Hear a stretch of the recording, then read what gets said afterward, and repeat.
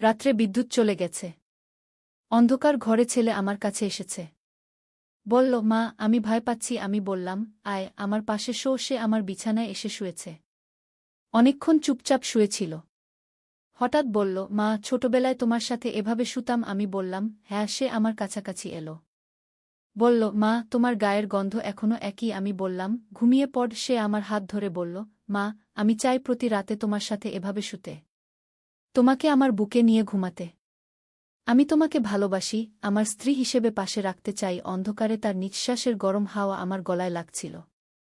এই গল্পটি সম্পূর্ণ শুনলে আপনাদের পানি অটোমেটিক বের হয়ে যাবে, সো যত দ্রুত সম্ভব হাতের কাছে টিস্যু নিয়ে বসে পড়ো। বিছানার চাদর যেন নষ্ট না হয় সেটা সম্পূর্ণ খেয়াল রাখার অনুরোধ জানিয়ে গল্পটি এখন শুরু করব। তার আগে সর্বশেষ অনুরোধ, দয়া করে এমন পানি বের করার গল্প নিয়মিত শুনতে আমাদের চ্যানেলটি সকলেই সাবস্ক্রাইব করুন। ধন্যবাদ। হ্যালো বন্ধুরা, আমার নাম মাধুরী বসু। আমার বয়স ৩৯ বছর। আমার স্বামীর নাম রঞ্জিত। রেগে বলল, অভি, তুই কি করছিস? তোর মা কত কেঁদেছে তোর জন্য। অভি বলল, বাবা, আমি কিছু খারাপ করিনি। আমি শুধু মাকে ভালোবেসেছি। তোর এই ভালোবাসাটা স্বাভাবিক নয়, রঞ্জিত চিৎকার করে বলল। অভি হেসে বলল, বাবা, ভালোবাসার কোনো নিয়ম নেই। আমি অভির কাছে গিয়ে তার কাঁধে হাত রাখলাম। বললাম, অভি, তুই আমার ছেলে। আমি তোকে ভালোবাসি। কিন্তু এভাবে নয়। তুই যেভাবে আমাকে ভালোবাসার কথা বলছিস সেটা ঠিক নয়। অভি আমার দিকে তাকিয়ে বলল, মা, তুমি কেন বুঝতে পারছ না?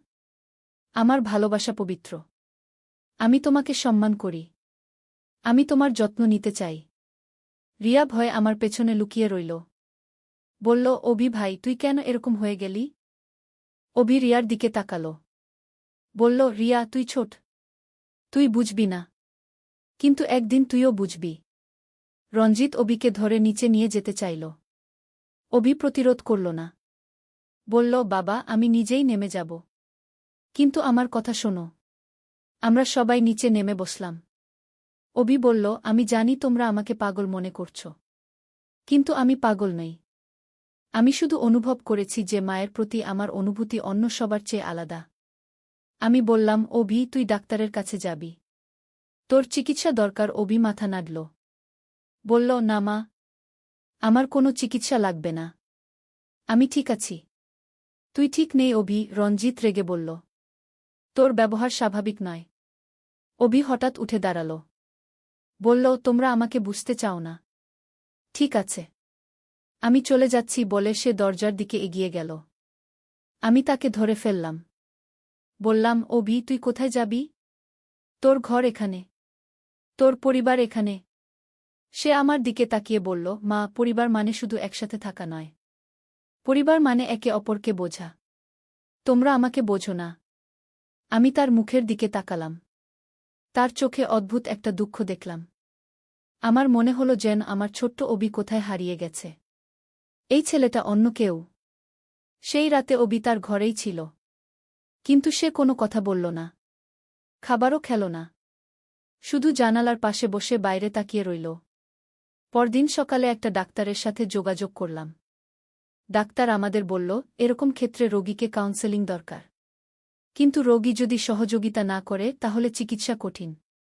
আমি অভিকে ডাক্তারের কাছে নিয়ে যেতে চাইলাম। সে রাজি হল না। বলল, আমার কোনো সমস্যা নেই। তোমাদের সমস্যা। কয়েকদিন এভাবে কেটে গেল। অভি বাড়িতে ছিল, কিন্তু জেন নেই। সে কারো সাথে কথা বলত না। শুধু আমাকে দেখলে একটা অদ্ভুত হাসি হাসত। একদিন রিয়া আমার কাছে এসে বলল, মা, আমি ভয় পাচ্ছি। অভি ভাই রাতে আমার ঘরের সামনে দাঁড়িয়ে থাকে। আমার গা শিউরে উঠল। কি করে জানলি? আমি জিজ্ঞাসা করলাম। রিয়া বলল, আমি রাতে জেগে দেখেছি। সে আমার দরজার সামনে দাঁড়িয়ে। কিছু বলে না, শুধু দাঁড়িয়ে থাকে। আমি রঞ্জিতকে বললাম। সে বলল, এবার আর পারা যাচ্ছে না। আমাদের কঠোর পদক্ষেপ নিতে হবে। সেই রাতে আমরা অভির ঘরে গিয়ে তার সাথে কথা বললাম। বললাম, অভি, তুই হয় ডাক্তারের কাছে যাবি, না হয় এই বাড়ি ছেড়ে চলে যাবি। অভি দীর্ঘক্ষণ চুপ করে রইল। তারপর বলল, ঠিক আছে। আমি চলে যাব। কিন্তু আমার একটা শর্ত আছে। কি শর্ত? রঞ্জিত জিজ্ঞাসা করল। অভি আমার দিকে তাকিয়ে বলল, মা, আমি চাই তুমি একবার বলো যে তুমি আমাকে ভালোবাসো। যেভাবেই আমি তোমাকে ভালোবাসি। আমি বললাম, অভি, আমি তোকে ভালোবাসি। কিন্তু একজন মা যেভাবে ছেলেকে ভালোবাসে। অভি মাথা নাড়ল। বলল, না মা, আমি সেই ভালোবাসা চাই না। আমি চাই তুমি স্বীকার করো যে আমার ভালোবাসা অন্যরকম। আমি রেগে বললাম, অভি, তুই কি বলছিস জানিস? তুই আমার ছেলে। আমি তোর মা। অভি হঠাৎ হেসে ফেলল। বলল, মা, তুমি কি জানো আমার একটা গোপন কথা আছে? আমি জিজ্ঞাসা করলাম, কি গোপন কথা? অভি বলল, আমি আসলে তোমার আসল ছেলে নই। আমরা সবাই হতভম্ব হয়ে গেলাম। রঞ্জিত বলল, তুই কি বলছিস? অভি বলল, হ্যাঁ বাবা। আমি তোমাদের আসল ছেলে নই। আমি 21 বছর আগে তোমাদের কাছে এসেছিলাম। কিন্তু আসলে আমি অন্য কেউ। আমার মাথা ঘুরে গেল। আমি বললাম, অভি, তুই কি বলছিস? আমি তোকে জন্ম দিয়েছি। অভি বলল, না মা। তুমি যে ছেলের জন্ম দিয়েছিলে সে অনেক আগেই মরে গেছে। আমি তার জায়গায় এসেছি। রঞ্জিত রেগে বলল, তুই পুরোপুরি পাগল হয়ে গেছিস। কিন্তু অভি অদ্ভুত শান্তভাবে বলতে লাগল, আমি জানি তোমরা বিশ্বাস করবে না। কিন্তু আমি সত্যি বলছি। আমি এই বাড়িতে 21 বছর ধরে তোমাদের সাথে আছি। কিন্তু আমি সব সময় জানতাম যে আমি আলাদা। সে বলতে লাগল, আমি সব সময় মায়ের প্রতি একটা অন্যরকম টান অনুভব করতাম। কিন্তু বুঝতে পারতাম না কেন। এখন বুঝেছি। কারণ আমি তার ছেলে নই। আমি অভির কথা শুনে আরও বিভ্রান্ত হয়ে গেলাম। সে কি বলছে? এসব কি? অভি বলল, মা, আমি চাই তুমি আমাকে অভি হিসেবে নয়, একটা আলাদা মানুষ হিসেবে ভালোবাসো। তাহলে আমি এই বাড়ি থেকে চলে যাব। রঞ্জিত বিরক্ত হয়ে বলল, এসব কি পাগলামি? তুই আমাদের ছেলে। তোর জন্ম সার্টিফিকেট আছে। তোর ছোটবেলার ছবি আছে। অভি বলল, বাবা, সেগুলো সব তোমাদের স্মৃতি। কিন্তু আসলে যে ছেলে ছিল সে অন্য কেউ ছিল। আমার মনে হলো আমি স্বপ্ন দেখছি। এসব কি হচ্ছে? আমার ছেলে কি বলছে? হঠাৎ রিয়া বলল, অভি ভাই, তুমি সত্যি বলছো নাকি মিথ্যা? অভি রিয়ার দিকে তাকিয়ে বলল, রিয়া, আমি সত্যি বলছি। কিন্তু তোর কোনো ভয় নেই। আমি তোর ক্ষতি করব না। রিয়া বলল, তাহলে তুমি কে? অভি বলল, আমি একটা আত্মা। আমি মরে গিয়েছিলাম অনেক আগে। কিন্তু আমার মা বাবা আমাকে খুব ভালোবাসত। তাই আমি তাদের কাছে থেকে যেতে চেয়েছিলাম। আমি চিৎকার করে বললাম, অভি, থামো। এসব কি বলছিস তুই? কিন্তু অভি বলতে লাগল, মা, আমি যখন ছোট ছিলাম তখন একটা দুর্ঘটনা মরে গিয়েছিলাম। কিন্তু আমার আত্মা তোমাদের কাছে থেকে গিয়েছিল। আমি তোমাদের ছেলে হিসেবে বড় হয়েছি। সে বলল, কিন্তু এখন আমি বড় হয়ে গেছি। আমার নিজের পরিচয় জানতে চাই। আমি চাই তুমি আমাকে একটা আলাদা মানুষ হিসেবে ভালোবাসো। রঞ্জিত হঠাৎ উঠে দাঁড়াল। বলল, বাস। আর শুনতে পারছি না। তুই হয় ডাক্তারের কাছে যাবি, না হয় এখনই এই বাড়ি ছেড়ে চলে যাবি। অবিশান্তভাবে বলল, ঠিক আছে বাবা। আমি চলে যাব। কিন্তু আমি ফিরে আসব। কারণ এই বাড়িটা আমার। সে উঠে দাঁড়াল। আমার দিকে তাকিয়ে বলল, মা, আমি যাচ্ছি। কিন্তু মনে রাখবে আমি সব সময় তোমার কাছে আছি। তুমি আমাকে দেখতে পাও বা না পাও। বলে সে ঘর থেকে বেরিয়ে গেল। আমরা তিনজন বসে রইলাম।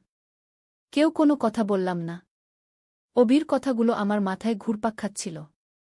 কিছুক্ষণ পর রঞ্জিত বলল, মাধুরী, ছেলেটা সম্পূর্ণ পাগল হয়ে গেছে। আমাদের তাকে হাসপাতালে ভর্তি করতে হবে। আমি বললাম, কিন্তু সে তো চলে গেছে। রঞ্জিত বলল, সে আবার ফিরে আসবে। তখন আমরা তাকে জোর করে নিয়ে যাব। কিন্তু অভি আর ফিরে এলো না। দিন কেটে গেল, সপ্তাহ কেটে গেল। কোনো খোঁজ নেই। তবে অদ্ভুত কিছু ঘটনা ঘটতে লাগল। মাঝে মাঝে আমার মনে হতো কেউ আমাকে দেখছে। রান্নাঘরে কাজ করার সময়, বারান্দায় বসার সময়। একদিন আমি অভির ঘরে গেলাম। দেখি তার বিছানায় একটা চিঠি রাখা। চিঠিতে লেখা, প্রিয় মা, আমি চলে গেছি। কিন্তু আমি তোমাদের ভুলে যাইনি। আমি এখনও তোমাদের ভালোবাসি। আমি জানি তোমরা আমাকে পাগল মনে করো। হয়তো আমি সত্যি পাগল। কিন্তু আমার ভালোবাসা সত্যি। মা, আমি চাই তুমি খুশি থাকো। রিয়াকে ভালো রাখো। বাবার যত্ন নিও। আমি হয়তো আর ফিরে আসব না। কিন্তু মনে রাখবে আমি সব সময় তোমাদের পাশে আছি। ভালোবাসা। তোমার অভি। চিঠিটা পড়ে আমার চোখ দিয়ে পানি পড়তে লাগল। আমার ছেলেটা কোথায় গেল? সে কি সত্যি পাগল হয়ে গিয়েছিল? নাকি সে সত্যি কিছু আলাদা ছিল? আমার মনে পড়ল তার ছোটবেলার কথা। সে সব সময় একটু আলাদা ছিল। অন্য বাচ্চাদের মতো খেলাধুলা করত না। সব সময় আমার কাছে থাকতে চাইত। হয়তো সে সত্যি আলাদা ছিল। হয়তো আমি তাকে বুঝতে পারিনি। এখন অভি নেই। কিন্তু আমার মনে হয় সে কোথাও আছে। সে আমাদের দেখছে। সে আমাদের ভালোবাসছে। হয়তো ভালোবাসার সত্যিই কোনো নিয়ম নেই। হয়তো অভি ঠিকই বলেছিল। আমি জানি না অভি কোথায় আছে। কিন্তু আমি জানি সে ভালো আছে। সে যেখানেই থাকুক সে খুশি আছে। আর আমি তার জন্য অপেক্ষায় আছি। হয়তো সে একদিন ফিরে আসবে। হয়তো আসবে না। কিন্তু আমার মনে তার স্মৃতি আছে। তার ভালোবাসার স্মৃতি আছে। যে ভালোবাসা হয়তো অন্যরকম ছিল কিন্তু সত্যি ছিল। এই হলো আমার গল্প। অভির গল্প। একটা অদ্ভুত ভালোবাসার গল্প। আজও মাঝে মাঝে আমার মনে হয় কেউ আমাকে দেখছে। কেউ আমার যত্ন নিচ্ছে। আমার ফুলের টবে জল দিচ্ছে। হয়তো অভি এখনো আছে। আমাদের চোখের আড়ালে। আর আমি জানি সে যেখানেই থাকুক সে আমাকে ভালোবাসে। তার মতো করে। তার অন্যরকম ভালোবাসায়। বসু বয়স 52 বছর। আমাদের 2 সন্তান অভি আর রিয়া। অভি 21 বছর বয়সী, বিশ্ববিদ্যালয়ে পড়ে। রিয়া 14 বছর বয়সী, উচ্চ মাধ্যমিকে পড়ে। সেদিনের রাতের পর থেকে অভি আমার প্রতি অদ্ভুত আচরণ করতে লাগল। প্রতিদিন সকালে ঘুম থেকে উঠে সে আমার ঘরে এসে দাঁড়াত। তার চোখে এক অদ্ভুত দৃষ্টি। আমি যখন রান্নাঘরে কাজ করতাম সে এসে আমার পেছনে দাঁড়িয়ে থাকত। কিছু বলত না, শুধু তাকিয়ে থাকত। একদিন রিয়া আমার কাছে এসে বলল, মা, অভি ভাই কেন এত অদ্ভুত হয়ে গেল? সে তো আগে এরকম ছিল না। আমি বুঝতে পারছিলাম না কি করব। রঞ্জিত বাইরে থাকত বেশিরভাগ সময়। তার নতুন ব্যবসায় প্রচুর ব্যস্ততা। একদিন সন্ধ্যায় অভি আমার ঘরে এসে বসল। বলল, মা, আমার সাথে কথা বলো না কেন? আমি তো তোমার ছেলে। আমি বললাম, অভি, তুই কি চাস আসলে? কেন এভাবে আচরণ করছিস? সে আমার দিকে তাকিয়ে বলল, মা, আমি জানি তুমি বুঝতে পারছ। আমার মনে যা আছে তুমিও সেটা অনুভব করছ। আমি বিরক্ত হয়ে বললাম, কি বলছিস তুই? আমি কিছু বুঝতে পারছি না। অভি উঠে আমার কাছে এলো। বলল, মা, তুমি যখন রান্না করো আমি তোমাকে দেখি। তোমার হাতের নড়াচড়া, তোমার চুলের ঝুলে পড়া, সবকিছু আমার কাছে খুব সুন্দর লাগে। আমার গা শিউরে উঠল। অভি, তুই পাগল হয়ে গেছিস নাকি? আমি চিৎকার করে বললাম। সে হেসে বলল, না মা, আমি পাগল হইনি। আমি শুধু বুঝেছি যে তুমিই আমার সবচেয়ে কাছের মানুষ। আমার প্রিয় মানুষ। সেদিন রাতে রঞ্জিত বাড়ি ফিরল। আমি তাকে সব কিছু বলতে গেলাম, কিন্তু কোথা থেকে শুরু করব বুঝতে পারলাম না। রঞ্জিত খুব ক্লান্ত ছিল। বলল, কাল কথা বলবো, কিন্তু পরদিনই সে আবার বেরিয়ে গেল। অভির আচরণ দিন দিন আরও অদ্ভুত হতে লাগল। সে আমার ব্যবহৃত জিনিসগুলো লুকিয়ে রাখত। আমার চুলের ক্লিপ, আমার ব্যবহৃত কাপ, এসব সে তার ঘরে নিয়ে যেত। একদিন আমি তার ঘরে গিয়ে দেখি আমার একটা শাড়ি তার বিছানার নিচে লুকানো। অভি, এটা কি? আমি জিজ্ঞাসা করলাম। সে লজ্জা পেয়ে বলল, মা, এই শাড়িটা তুমি পরেছিলে সেদিন। খুব সুন্দর লাগছিল। আমি শুধু রেখে দিয়েছি। আমি বুঝলাম যে ব্যাপারটা গুরুতর হয়ে উঠেছে। কয়েকদিন পর একটা অদ্ভুত ঘটনা ঘটল। রাতে আমি ঘুমাচ্ছিলাম। হঠাৎ অনুভব করলাম কেউ আমার ঘরে আছে। চোখ খুলে দেখি অভি আমার বিছানার পাশে দাঁড়িয়ে। আমি ভয়ে চিৎকার করতে যাব, সে তখন বলল, মা, চিৎকার করো না। আমি শুধু দেখছিলাম তুমি ঠিকমতো ঘুমাতে পারছ কি না। অভি, তুই এখনই আমার ঘর থেকে বেরিয়ে যা, আমি রাগ করে বললাম। সে মাথা নিচু করে চলে গেল। কিন্তু তার চোখে যে অদ্ভুত আলো সেটা আমি ভুলতে পারলাম না। পরদিন সকালে রিয়া আমার কাছে এসে বলল, মা, গত রাতে অভি ভাই আমার ঘরেও এসেছিল। আমাকে জিজ্ঞাসা করছিল তুমি কোনো সাবান ব্যবহার করো, কোনো পারফিউম লাগাও। আমার মাথা ঘুরে গেল। এরকম চলতে পারে না। সেদিনই আমি রঞ্জিতকে ফোন করলাম। বললাম, তোকে আজই বাড়িতে আসতে হবে। অভিকে নিয়ে একটা গুরুতর সমস্যা হয়েছে। রঞ্জিত বলল, কি হয়েছে? আমি সব খুলে বললাম। রঞ্জিত বলল, এরকম তো আগে কখনো হয়নি। অভি সব সময় ভালো ছেলে ছিল। আমি বললাম, আমি জানি। কিন্তু কিছু একটা হয়েছে। হয়তো কোনো মানসিক সমস্যা হয়েছে। সন্ধ্যায় রঞ্জিত বাড়ি ফিরল। অবিকে ডেকে বসাল। বলল, অভি, তোর মার সাথে এভাবে ব্যবহার করছিস কেন? অভি চুপ করে রইল। রঞ্জিত আবার বলল, বল, কি হয়েছে তোর? অভি তখন বলল, বাবা, আমার কিছু হয়নি। আমি শুধু মায়ের প্রতি একটু বেশি যত্নশীল হয়ে গেছি। রঞ্জিত বলল, যত্নশীল মানে? তোর মা বলছে তুই তার জিনিসপত্র চুরি করছিস। আমি চুরি করিনি বাবা। আমি শুধু রেখে দিয়েছি। মায়ের স্মৃতি হিসেবে। অভির কথা শুনে রঞ্জিতের মুখ শক্ত হয়ে গেল। তুই কি বলছিস? স্মৃতি হিসেবে? তোর মা তো মরে যায়নি। রঞ্জিত রেগে গেল। অভি তখন অদ্ভুত একটা হাসি হাসল। বলল, বাবা, আমি জানি তুমি বুঝবে না, কিন্তু মায়ের সাথে আমার একটা বিশেষ সম্পর্ক তৈরি হয়েছে। রঞ্জিত উঠে দাঁড়াল। বলল, অভি, তুই এই বাড়িতে থাকতে পারবি না। কাল থেকে তুই তোর মামার বাড়িতে চলে যাবি। অভি প্রথমে চুপ করে রইল। তারপর বলল, বাবা, আমি যাব না। কেন যাবি না? রঞ্জিত জিজ্ঞাসা করল। অভি বলল, কারণ আমি মাকে ছেড়ে যেতে পারব না। মা আমার প্রয়োজন। আমি তখন বললাম, অভি, আমার তোর কোনো প্রয়োজন নেই এভাবে। অভি আমার দিকে তাকিয়ে বলল, মা, তুমি মিথ্যা বলছ। আমি জানি তুমি আমাকে ভালোবাসো। আমিও তোমাকে ভালোবাসি। কিন্তু আমার ভালোবাসা একটু আলাদা। রঞ্জিত অভিকে জোর করে ধরে তার ঘরে নিয়ে গেল। বলল, কাল সকালেই তোকে মামার বাড়ি পৌঁছে দেব। এখন ঘরে থাক। রাতে আমরা কেউ ঠিক মতো ঘুমাতে পারলাম না। রঞ্জিত বারবার উঠে অভির ঘরের দিকে তাকাচ্ছিল। আমিও চিন্তা ছিলাম। সকালে উঠে দেখি অভির ঘর খালি। জানালা খোলা। সে পালিয়ে গেছে। রঞ্জিত চিন্তিত হয়ে গেল। বলল, কোথায় গেল ছেলেটা? আমি বললাম, হয়তো কোনো বন্ধুর কাছে গেছে। কিন্তু পুরো দিন কেটে গেল, অভির কোনো খোঁজ পেলাম না।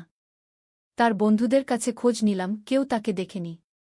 দ্বিতীয় দিনে একটা অদ্ভুত ঘটনা ঘটল। সকালে আমার বিছানায় একটা চিঠি পেলাম। অভির হাতের লেখা। চিঠিতে লেখা, প্রিয় মা, আমি জানি তুমি আমাকে খুঁজছ। আমি কোথাও যাইনি। আমি তোমার কাছেই আছি। তুমি আমাকে দেখতে পাচ্ছ না, কিন্তু আমি তোমাকে সব সময় দেখছি। আমি তোমার রান্না করা দেখি, তোমার হাসি দেখি, তোমার কান্না দেখি। আমি সব জানি। আমি জানি তুমি রাতে জেগে থাকো। আমি জানি তুমি আমাকে নিয়ে চিন্তায় আছো। কিন্তু চিন্তা করো না মা। আমি ভালো আছি। আমি তোমার কাছেই আছি। তোমার ভালোবাসা, অভি। চিঠিটা পড়ে আমার গা ছমছম করে উঠল। সে কিভাবে আমার ঘরে চিঠি রাখল? কখন এলো? আমি তো কিছু টের পাইনি। রঞ্জিতকে চিঠিটা দেখালাম। সে বলল, এ ছেলে পুরোপুরি পাগল হয়ে গেছে। আমি বললাম, আমাদের পুলিশে খবর দেওয়া উচিত। রঞ্জিত বলল, না, এখনো না। হয়তো সে নিজেই ফিরে আসবে। কিন্তু পরদিন আরেকটা চিঠি পেলাম। এবার চিঠিটা আমার বালিশের নিচে ছিল। লেখা, প্রিয়তমা মা, তুমি আমার জন্য কাঁদছ। আমি তোমার কান্না দেখেছি। কিন্তু কেঁদো না মা। আমি তোমার পাশেই আছি। গত রাতে তুমি যখন ঘুমাচ্ছিলে, আমি তোমার মাথায় হাত বুলিয়ে দিয়েছি। তুমি হয়তো অনুভব করেছ। আমি তোমার চুলের গন্ধ নিয়েছি। তোমার হাতের গরমতা অনুভব করেছি। আমি জানি তুমিও আমাকে অনুভব করেছ। কারণ তুমি ঘুমের মধ্যে আমার নাম নিয়েছ। মা, আমি চাই তুমি বাবাকে বলো যে আমি বাড়ি ফিরে যাব। কিন্তু আমার শর্ত আছে। আমি চাই তুমি আমার সাথে বেশি সময় কাটাবে। শুধু আমাদের দুজনের। তাহলে আমি আগের মতো স্বাভাবিক হয়ে যাব। তোমার একমাত্র পুত্র, অভি। এই চিঠি পড়ে আমার মনে হলো যেন কেউ আমার মাথায় বাড়ি মারল। সে রাতে আমার ঘরে এসেছিল। আমার মাথার হাত বুলিয়েছে। আমি কিছুই টের পাইনি। রঞ্জিতকে এই চিঠিও দেখালাম। সে পরে অনেকক্ষণ চুপ করে রইল। তারপর বলল, মাধুরী, আমার মনে হচ্ছে অভির মানসিক সমস্যা গুরুতর। আমাদের ডাক্তারের কাছে যেতে হবে। আমি বললাম, কিন্তু সে তো নেই। কোথায় আছে জানি না। রঞ্জিত বলল, সে আছে। আমার নিশ্চিত। সে বাড়ির আশেপাশেই কোথাও লুকিয়ে আছে। সেই রাতে আমরা ঠিক করলাম যে পালা করে জেগে থাকব। দেখব সে কখন আসে। রঞ্জিত প্রথম অংশে জাগবে, আমি দ্বিতীয় অংশে। রাত 12টার দিকে রঞ্জিত আমাকে ডেকে তুলল। বলল, মাধুরী, উঠো। আমি একটা আওয়াজ শুনেছি। আমি উঠে বসলাম। চারিদিকে নিস্তব্ধতা। কী রকম আওয়াজ? আমি জিজ্ঞাসা করলাম। রঞ্জিত বলল, মনে হচ্ছিল কেউ বারান্দায় হাঁটাহাঁটি করছে। কিন্তু এখন আর কোনো আওয়াজ নেই। আমরা দুজনে উঠে বারান্দায় গেলাম। কিছু দেখতে পেলাম না। কিন্তু একটা অদ্ভুত ব্যাপার লক্ষ্য করলাম। আমার ফুলের টবগুলো সাজানো অবস্থায় আছে। যেন কেউ সুন্দর করে সাজিয়ে রেখেছে। এগুলো তো আমি এভাবে সাজিয়ে রাখিনি, আমি বললাম। রঞ্জিত টবগুলোর কাছে গেল। বলল, এগুলো নতুন করে জল দেওয়া হয়েছে। মাটি এখনো ভেজা। আমাদের দুজনের ভয় লাগতে লাগল। সে কি সত্যিই রাতে আসে? আমাদের দেখাশোনা করে? পরদিন সকালে আরেকটা চিঠি পেলাম। এবার চিঠিটা রান্নাঘরের টেবিলে রাখা ছিল। লেখা, আমার প্রিয় মা, গত রাতে তুমি আর বাবা আমাকে খুঁজছিলে। আমি তোমাদের দেখেছি। তোমাদের ভয় পেতে দেখে আমার খুব খারাপ লাগল। আমি তোমাদের ভয় দিতে চাই না মা। আমি শুধু তোমার যত্ন নিতে চাই। তোমার ফুলগুলোতে জল দিয়েছি। তোমার পছন্দের রান্নার মশলা গুছিয়ে রেখেছি। তুমি হয়তো লক্ষ্য করেছ। মা, আমি জানি তুমি আমাকে নিয়ে চিন্তিত। কিন্তু আমি ভালো আছি। আমি খুশি আছি। কারণ আমি তোমার কাছে থাকতে পারছি। দূর থেকে হলেও। আমার একটাই চাওয়া। আমি চাই তুমি একবার বারান্দায় এসে আমার নাম ধরে ডাকো। বলো যে তুমি আমাকে ভালোবাসো। তাহলে আমি বুঝব যে তুমি আমাকে মেনে নিয়েছ। তোমার ছেলে অভি। প্লিজ, আমি প্রতিদিন তোমাদের দেখি। তোমরা আমাকে দেখতে পাও না, কিন্তু আমি আছি। এই চিঠি পড়ে আমি ভেঙে পড়লাম। আমার ছেলেটা কি হয়ে গেল? সে কেন এভাবে আচরণ করছে? রঞ্জিত বলল, মাধুরী, আমি আর পারছি না। আমাদের পুলিশে খবর দিতে হবে। আমি বললাম, কিন্তু পুলিশ কি করবে? সে তো কোনো অপরাধ করেনি। সে আমাদের মানসিক নির্যাতন করছে। এটাও একটা অপরাধ, রঞ্জিত রেগে বলল। সেদিন বিকেলে রিয়া স্কুল থেকে ফিরে এসে বলল, মা, আমার একটা বন্ধু বলেছে যে সে আমাদের বাড়ির ছাদে কাউকে ঘোরাফেরা করতে দেখেছে। আমার কলিজা শুকিয়ে গেল। কখন? আমি জিজ্ঞাসা করলাম। রিয়া বলল, গত রাতে। সে বলেছে কেউ একজন ছাদে ঘুরে বেড়াচ্ছিল। খুব আস্তে আস্তে। রঞ্জিত সেই মুহূর্তে ছাদে উঠে গেল। কিছুক্ষণ পর নেমে এসে বলল, ছাদে একটা কম্বল পাতা আছে। পাশে খাবারের প্যাকেট। সে ছাদেই থাকে। আমরা রাতের জন্য অপেক্ষা করলাম। রাত 10টার দিকে সবাই মিলে ছাদে উঠলাম। দেখি একটা কোণায় একটা অস্থায়ী আশ্রয় বানানো।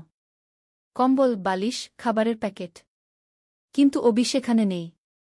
হঠাৎ পেছন থেকে একটা আওয়াজ এলো, তোমরা আমাকে খুঁজছিলে? আমরা ঘুরে দেখি অভি ছাদের অন্য প্রান্তে দাঁড়িয়ে। অন্ধকারে তার মুখটা স্পষ্ট দেখা যাচ্ছে না। অভি, আমি চিৎকার করে বললাম। তুই কোথা ছিলি? আমরা কত চিন্তা ছিলাম। সে আস্তে আস্তে আমাদের দিকে এগিয়ে এলো। বলল, মা, আমি তো এখানেই ছিলাম। তোমাদের দেখাশোনা করছিলাম। রঞ্জিত। তাওবার পথে।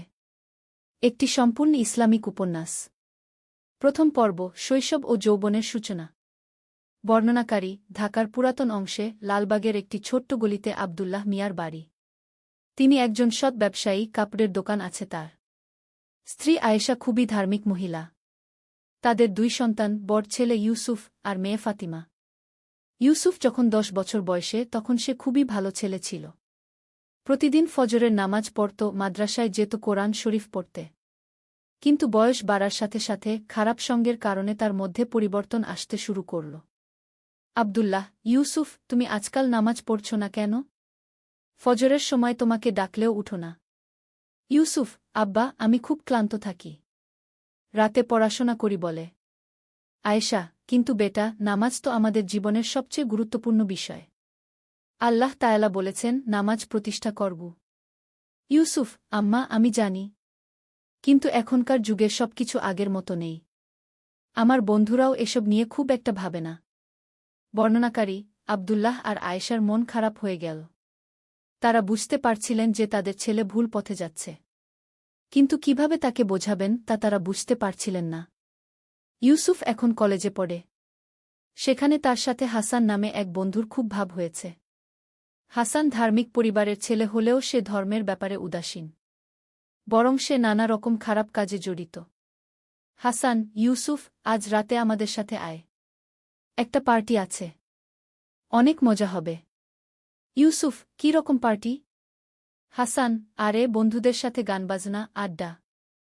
জীবনটা একটু এনজয় করতে হবে তো। সবসময় তো আর নামাজ কালাম নিয়ে থাকা যায় না। ইউসুফ, কিন্তু আমার বাবা মা। হাসান, তোর বাবা মা কি বলবে? তুই তো আর ছোট বাচ্চা নেই। নিজের জীবনের সিদ্ধান্ত নিজেকেই নিতে হবে। বর্ণনাকারী ইউসুফের মনে দ্বন্দ্ব চলতে থাকল। একদিকে তার বিবেক তাকে বলছে এটা ঠিক নয়, অন্যদিকে বন্ধুর চাপ আর যুবক বয়সের আবেগ তাকে টানছে অন্যদিকে। সেদিন রাতে ইউসুফ বাবা মাকে মিথ্যা বলে বাইরে গেল। বল যে লাইব্রেরিতে পড়তে যাচ্ছে। কিন্তু গেল হাসানের সাথে সেই পার্টিতে। পার্টিতে গিয়ে দেখল সেখানে অনেক ছেলে মেয়ে আছে। গানবাজনা চলছে, কেউ কেউ ধূমপান করছে। ইউসুফের মন খুব অস্বস্তি হচ্ছিল। ইউসুফ, হাসান, আমার ভালো লাগছে না। আমি বাড়ি যাব। হাসান, কি হয়েছে? এই প্রথম এসেছিস, একটু সময় দে।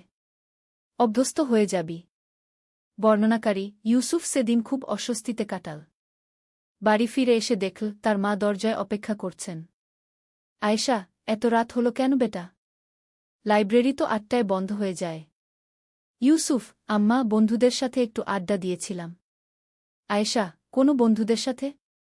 তুমি কি আমাদের সাথে মিথ্যা বলছ? ইউসুফ, না আম্মা, মিথ্যা বলছি না। আচ্ছা, আমি ঘুমাতে যাই। বর্ণনাকারী আয়েশা বুঝতে পারলেন যে তার ছেলে মিথ্যা বলছে। তার চোখে পানি এসে গেল। সারারাত তিনি আল্লাহর কাছে দোয়া করলেন তার ছেলের হেদায়েতের জন্য। দ্বিতীয় পর্ব, পতনের শুরু। বর্ণনাকারী দিন যেতে থাকল। ইউসুফ হাসানের সাথে আরও বেশি সময় কাটাতে শুরু করল। নামাজ কালাম একদম ছেড়েই দিল। বাবা মার সাথে মিথ্যা বলা এখন তার অভ্যাস হয়ে গেছে। একদিন ফাতিমা তার ভাইয়ের কাছে এল। ফাতিমা, ভাইজা, তুমি এখন কেমন হয়ে গেছ? আগে তুমি আমাকে কোরআন পড়ে শোনাতে, এখন তো দেখি নামাজেও দাঁড়াও না। ইউসুফ, ফাতিমা, তুমি এসব বুঝবে না। আমি বড় হয়েছি, আমার নিজের চিন্তাভাবনা আছে। ফাতিমা, কিন্তু ভাইজা, আল্লাহ তায়ালা তো আমাদের সবার উপর ফরজ করেছেন নামাজ। বয়স বাড়লে তো আরও বেশি দায়িত্বশীল হতে হয়। ইউসুফ, তুমি ছোট মেয়ে, এসব নিয়ে মাথা ঘামিও না। বর্ণনাকারী ফাতিমার চোখে পানি এসে গেল। সে তার ভাইকে খুবই ভালোবাসত। এই অবস্থা দেখে তার খুব কষ্ট হচ্ছিল।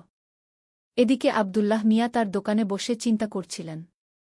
তিনি তার ছেলের পরিবর্তন দেখে খুবই উদ্বিগ্ন হয়ে পড়েছেন। আব্দুল্লাহ, করিম ভাই, আপনার সাথে একটু কথা ছিল। করিম, হ্যাঁ ভাই, বলুন। কি ব্যাপার? আব্দুল্লাহ, ইউসুফের ব্যাপারে। ও খুব পাল্টে গেছে। নামাজ পড়ে না, আমাদের সাথে ঠিকমতো কথাও বলে না। করিম, এই বয়সের ছেলেমেয়েদের এরকম হয়। একটু ধৈর্য ধরুন, ঠিক হয়ে যাবে। আব্দুল্লাহ, কিন্তু ভাই, আমার খুব ভয় হচ্ছে। ও কোনো পথে চলে যাচ্ছে, কে জানে? বর্ণনাকারী করিম চাচা একজন অভিজ্ঞ মানুষ। তিনি বুঝতে পারলেন যে ব্যাপারটা গুরুতর। করিম, আব্দুল্লাহ ভাই, আপনি শায়েখ আহমদের কাছে যান। উনি অনেক অভিজ্ঞ, হয়তো ভালো কোনো উপায় বলতে পারবেন। আব্দুল্লাহ, জি, সেটাই ভালো হবে। বর্ণনাকারী পরের দিন আব্দুল্লাহ মিয়া তার স্ত্রী আয়েশাকে নিয়ে শায়েখ আহমদের কাছে গেলেন। শায়েখ আহমদ একজন বয়স্ক আলেম, এলাকার সবাই তাকে খুব সম্মান করে। শায়েখ আহমদ, আসসালামু আলাইকুম ভাই। বসুন বসুন। কি খবর? আব্দুল্লাহ, ওয়া আলাইকুমুসসালাম হুজুর। আপনার দোয়া নিতে এসেছি। আমার ছেলে ইউসুফের ব্যাপারে। শায়েখ আহমদ, কি হয়েছে ইউসুফের? আয়েশা, হুজুর, ও এখন আর নামাজ পড়ে না। আমাদের সাথে ভালো ব্যবহার করে না। খারাপ বন্ধুদের সাথে মিশছে। শায়েখ আহমদ, এটা একটা গুরুতর সমস্যা। কিন্তু ঘাবড়াবেন না। আল্লাহ তায়ালা রহমান ও রহিম। তিনি চাইলে যে কোনো অবস্থা পরিবর্তন করতে পারেন। আব্দুল্লাহ, হুজুর, আমরা কি করতে পারি? শায়েখ আহমদ, প্রথমত আপনারা ইউসুফের জন্য বেশি বেশি দোয়া করুন। আল্লাহ তায়ালার কাছে কান্নাকাটি করুন। দ্বিতীয়ত, তার সাথে রাগারাগি করবেন না। ধৈর্য ধরুন এবং ভালোবাসার সাথে বোঝাতে চেষ্টা করুন। আয়েশা, হুজুর, আমি প্রতিদিন তাহাজ্জুদ পড়ে তার জন্য দোয়া করি। শায়েখ আহমদ, মাশাআল্লাহ। মায়ের দোয়া আল্লাহ তায়ালা কবুল করেন। আপনি দোয়া করতে থাকুন। আর আব্দুল্লাহ ভাই, আপনি ইউসুফকে একবার আমার কাছে নিয়ে আসার চেষ্টা করুন। আব্দুল্লাহ, জি হুজুর, চেষ্টা করব। কিন্তু ও এখন আমাদের কথা তেমন শোনে না। শাইখ আহমাদ, কোনো সমস্যা নেই। আল্লাহ তায়ালা একটা পথ বের করে দেবেন। আপনারা ধৈর্য ধরুন এবং দোয়া করতে থাকুন। তৃতীয় পর্ব, আরও গভীরে। বর্ণনাকারী, ইউসুফের অবস্থা দিন দিন আরও খারাপ হতে থাকল। এখন সে প্রায়ই বাড়ি ফেরে রাত ১২টা-১টার সময়। হাসান আর তার দলের সাথে নানা রকম খারাপ কাজে জড়িয়ে পড়ল। একদিন রাতে ইউসুফ বাড়ি এসে দেখল তার আব্বা বসে আছেন। আব্দুল্লাহ, ইউসুফ, তুমি এত রাতে কোথা থেকে আসছ? ইউসুফ, আব্বা, বন্ধুদের সাথে ছিলাম। আব্দুল্লাহ, কি করছিলে বন্ধুদের সাথে? ইউসুফ, আব্বা, আপনি আমাকে এত প্রশ্ন কেন করেন? আমি তো কোনো খারাপ কাজ করি না। আব্দুল্লাহ, বেটা, আমি তোমার বাবা। তোমার ভালো মন্দের দায়িত্ব আমার। আজকাল তুমি নামাজ পড়ো না, ভালো বই পড়ো না। এতে আমার চিন্তা হয়। ইউসুফ, আব্বা, যুগের সাথে তাল মিলিয়ে চলতে হয়। এখনকার ছেলেমেয়েরা সবাই এরকমই। আব্দুল্লাহ, কিন্তু বেটা, আমরা মুসলিম। আমাদের কিছু নিয়মকানুন আছে। আল্লাহ তায়ালা আমাদের যেভাবে চলতে বলেছেন সেভাবেই চলা উচিত। ইউসুফ, আব্বা, আমি আর ছোট নেই। আমি নিজে বুঝে কাজ করতে পারি। বর্ণনাকারী, আব্দুল্লাহ মিয়ার মন খুব ভেঙে গেল। তিনি আর কিছু বলতে পারলেন না।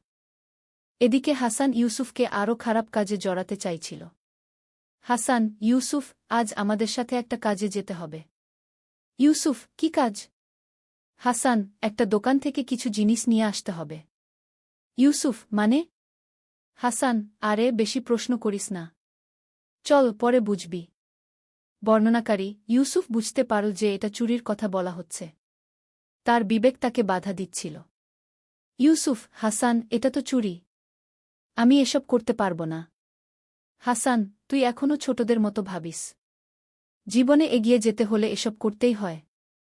তাছাড়া এটা বড় কোনো ব্যাপার না। ইউসুফ, কিন্তু? হাসান, কিন্তু কিছু নেই। তুই আমার সাথে আসবি নাকি না? বর্ণনাকারী, ইউসুফের মন দোটানায় পড়ে গেল। একদিকে বন্ধুত্বের চাপ, অন্যদিকে বিবেকের আওয়াজ। ইউসুফ, ঠিক আছে, যাব। কিন্তু আমি কোনো বড় কাজ করব না। হাসান, হ্যাঁ, তুই শুধু পাহারা দিবি। বর্ণনাকারী, সেদিন রাতে ইউসুফ হাসানদের সাথে গেল। তারা একটা মোবাইলের দোকানে চুরি করল। ইউসুফ বাইরে দাঁড়িয়ে পাহারা দিয়েছিল। চুরির ঘটনা শেষ হওয়ার পর ইউসুফের মন খুবই খারাপ লাগছিল। সে অনুভব করছিল যে সে একটা ভুল কাজ করেছে। বাড়ি ফিরে এসে সে দেখল তার মা নামাজের পর দোয়া করছেন।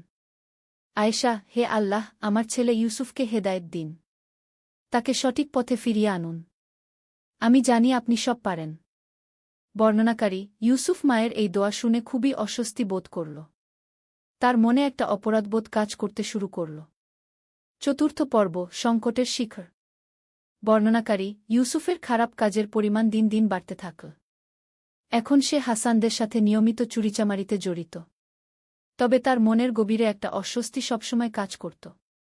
একদিন ফাতিমা তার ভাইয়ের রুমে গিয়ে দেখল ইউসুফ নতুন একটা মোবাইল ব্যবহার করছে। ফাতিমা, ভাইজা, এটা কোথা থেকে পেলে? আব্বা তো বলেছিলেন আর্থিক অবস্থা খুব একটা ভালো না। ইউসুফ, ও, এটা বন্ধুর কাছ থেকে নিয়েছি। ফাতিমা, কোনো বন্ধু? ইউসুফ, তুমি চিনো না। তুমি তোমার পড়াশোনা নিয়ে থাক। বর্ণনাকারী, ফাতিমার সন্দেহ হল। সে বুঝতে পারল যে ভাইজা কিছু লুকাচ্ছে। এদিকে শাইখ আহমাদ একদিন আব্দুল্লাহ মিয়ার দোকানে এলেন। শাইখ আহমাদ, আসসালামু আলাইকুম ভাই। কেমন আছেন? আব্দুল্লাহ, ওয়া আলাইকুমুসসালাম হুজুর। আল্লাহর রহমতে ভালো। শাইখ আহমাদ, ইউসুফের অবস্থা কেমন? আব্দুল্লাহ, হুজুর, আরও খারাপ হয়েছে। এখন প্রায় রাত ২টা-৩টায় বাড়ি ফেরে। কিছু বললে রেগে যায়। শাইখ আহমাদ, আল্লাহ তায়ালা আমাদের পরীক্ষা করেন। ধৈর্য ধরুন, দোয়া করুন। আব্দুল্লাহ, হুজুর, আমার খুব ভয় লাগে। ও কোনো পথে চলে যাচ্ছে কে জানে? শাইখ আহমাদ, একটা কাজ করুন। আগামীকাল জুমার দিন ইউসুফকে বলুন আপনার সাথে দোকানে আসতে। আমি সেখানে যাব। আব্দুল্লাহ, হুজুর, সে কি আসবে? শাইখ আহমাদ, চেষ্টা করে দেখুন। হয়তো আল্লাহ তায়ালার পক্ষ থেকে একটা পথ বের হবে। বর্ণনাকারী, পরের দিন আব্দুল্লাহ মিয়া ইউসুফকে বললেন দোকানে আসতে। অনেক জোরাজুরির পর ইউসুফ রাজি হল। দোকানে গিয়ে ইউসুফ দেখল শাইখ আহমাদ বসে আছেন। তার মন খুব অস্বস্তিতে পড়ে গেল। শাইখ আহমদ, আসসালামু আলাইকুম ইউসুফ। কেমন আছ বেটা? ইউসুফ, ওয়া আলাইকুমুসসালাম হুজুর। ভালো আছি। শাইখ আহমদ, বস বেটা। তোমার সাথে কিছু কথা ছিল। বর্ণনাকারী, ইউসুফ বুঝতে পারল যে এটা তার ব্যাপারে কথা বলার জন্য একটা ব্যবস্থা। তার রাগ হল। ইউসুফ, হুজুর, আমি আসলে তাড়াতাড়ি বাড়ি যাব। শাইখ আহমদ, 5 মিনিট সময় দাও বেটা। গুরুত্বপূর্ণ কথা। ইউসুফ, কি কথা হুজুর? শাইখ আহমদ, বেটা, জীবনে কখনো কখনো আমরা ভুল পথে চলে যাই। কিন্তু আল্লাহ তায়ালা আমাদের সুযোগ দেন ফিরে আসার। ইউসুফ, হুজুর, আমি কোনো ভুল পথে যাইনি। শাইখ আহমদ, বেটা, তুমি কি নামাজ পড়ো? ইউসুফ, হুজুর, এটা আমার ব্যক্তিগত ব্যাপার। শাইখ আহমদ, ইউসুফ, নামাজ কোনো ব্যক্তিগত ব্যাপার নয়। এটা আল্লাহ তায়ালার হুকুম। আর হুকুম অমান্য করা মানে বিদ্রোহ। ইউসুফ, হুজুর, আমি এখন যাই। শাইখ আহমদ, বেটা, একটু শোনো।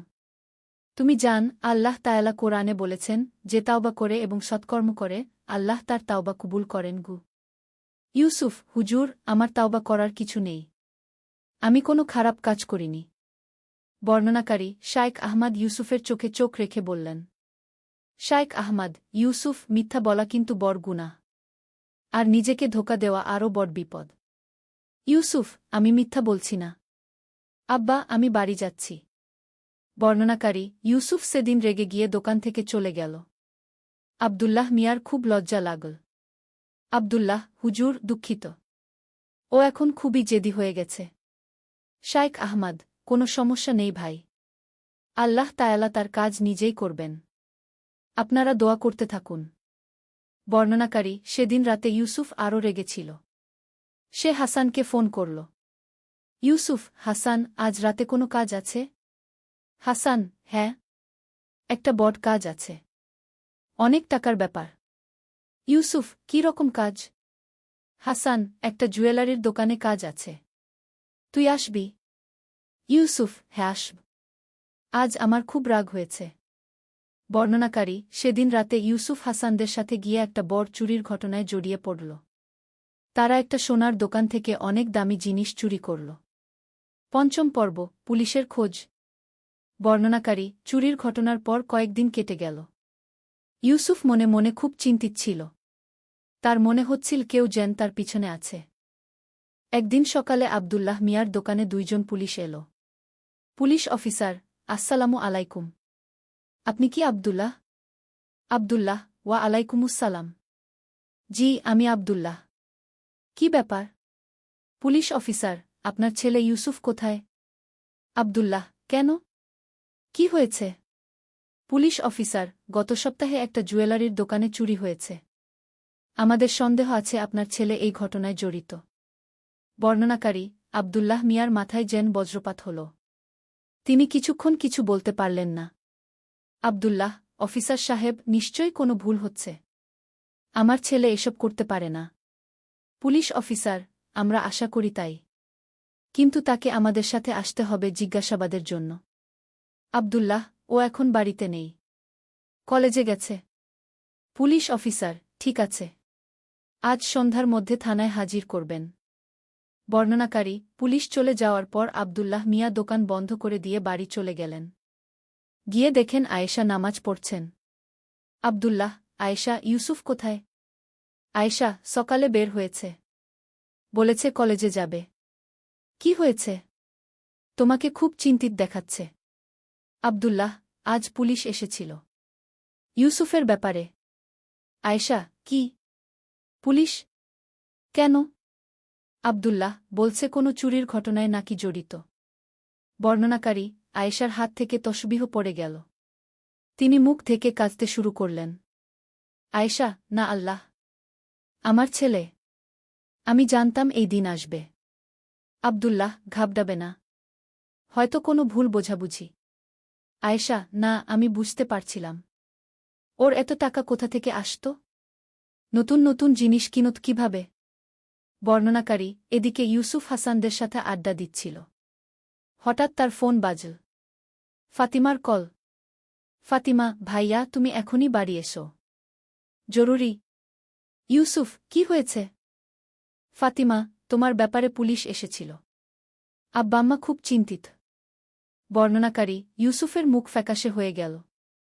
সে বুঝতে পারল যে সব ফাঁস হয়ে গেছে। ইউসুফ, হাসান, আমাকে এখনই যেতে হবে। হাসান, কি হয়েছে? ইউসুফ, পুলিশ আমার খোঁজ করছে। হাসান, কি? তাহলে তো আমাদের সবার বিপদ। ইউসুফ, আমি এখন কি করব? হাসান, পালিয়ে যা। কয়েকদিন লুকিয়ে থাক। ইউসুফ, না, আমি বাড়ি যাব। হাসান, পাগল হয়েছিস? পুলিশ তোকে ধরবে। বর্ণনাকারী ইউসুফ খুব দ্বিধায় পড়ে গেল। একদিকে পালিয়ে যাওয়ার চিন্তা, অন্যদিকে বাবা মায়ের কথা। ষষ্ঠ পর্ব, ফেরার প্রস্তুতি। বর্ণনাকারী ইউসুফ শেষ পর্যন্ত বাড়ি যাওয়ার সিদ্ধান্ত নিল। বাড়িতে পৌঁছে দেখল তার বাবা মা বসে আছেন। দুজনের চোখেই পানি। ইউসুফ, আসসালামু আলাইকুম। আয়েশা, তুই এসে গেছিস বেটা। আব্দুল্লাহ, ইউসুফ, আজ পুলিশ এসেছিল। ইউসুফ, জানি আব্বা। আব্দুল্লাহ, তুমি কি সত্যি? বর্ণনাকারী ইউসুফ কিছুক্ষণ চুপ থাকল। তারপর মাথা নিচু করে বলল, ইউসুফ, আব্বা, আমি খুব বড় ভুল করেছি। আয়েশা, হায় আল্লাহ, আমার ছেলে। ইউসুফ, আম্মা, আমি আপনাদের লজ্জায় ফেলেছি। আমি জানি আমার কোনো মাফ নেই।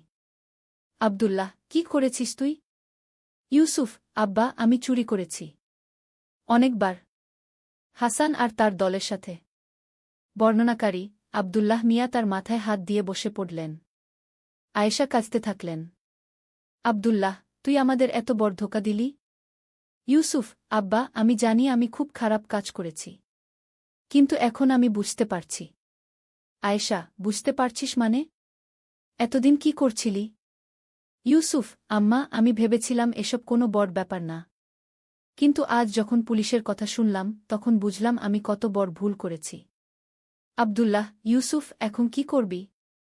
ইউসুফ, আব্বা, আমি পুলিশের কাছে যাব। সব স্বীকার করব। আব্দুল্লাহ, তুই জানিস এতে তোর জেল হতে পারে? ইউসুফ, জানি আব্বা। কিন্তু এটাই ঠিক। আমি আর মিথ্যার আশ্রয় নিতে চাই না। বর্ণনাকারী আয়েশা তার ছেলের কাছে এসে তার মাথায় হাত রাখলেন। আয়েশা, বেটা, তুই যদি সত্যি মন থেকে তাওবা কর, আল্লাহ তায়ালা তোকে মাফ করে দেবেন। ইউসুফ, আম্মা, আমি তাওবা করতে চাই। কিন্তু জানি না কিভাবে। আব্দুল্লাহ, চল আমরা শায়েখ আহমদের কাছে যাই। ইউসুফ, হুজুরের কাছে? আমি তো তার সাথে খুব খারাপ ব্যবহার করেছি। আব্দুল্লাহ, সেজন্যই তো যেতে হবে। ওনার কাছে ক্ষমা চাইতে হবে। বর্ণনাকারী সেদিন সন্ধ্যায় ইউসুফ তার বাবা মার সাথে শায়েখ আহমদের কাছে গেল। শায়েখ সাহেব তাদের দেখে বুঝতে পারলেন যে কিছু একটা হয়েছে। শায়েখ আহমদ, আসসালামু আলাইকুম। কি ব্যাপার? সবাইকে চিন্তিত দেখাচ্ছে। আব্দুল্লাহ, ওয়া আলাইকুমুসসালাম হুজুর। ইউসুফ আপনার কাছে কিছু বলতে চায়। ইউসুফ, হুজুর, আমি আপনার কাছে ক্ষমা চাইতে এসেছি। শায়েখ আহমদ, কিসের জন্য বেটা? ইউসুফ, সেদিন আপনার সাথে যে খারাপ ব্যবহার করেছিলাম। আর আমি অনেক খারাপ কাজ করেছি।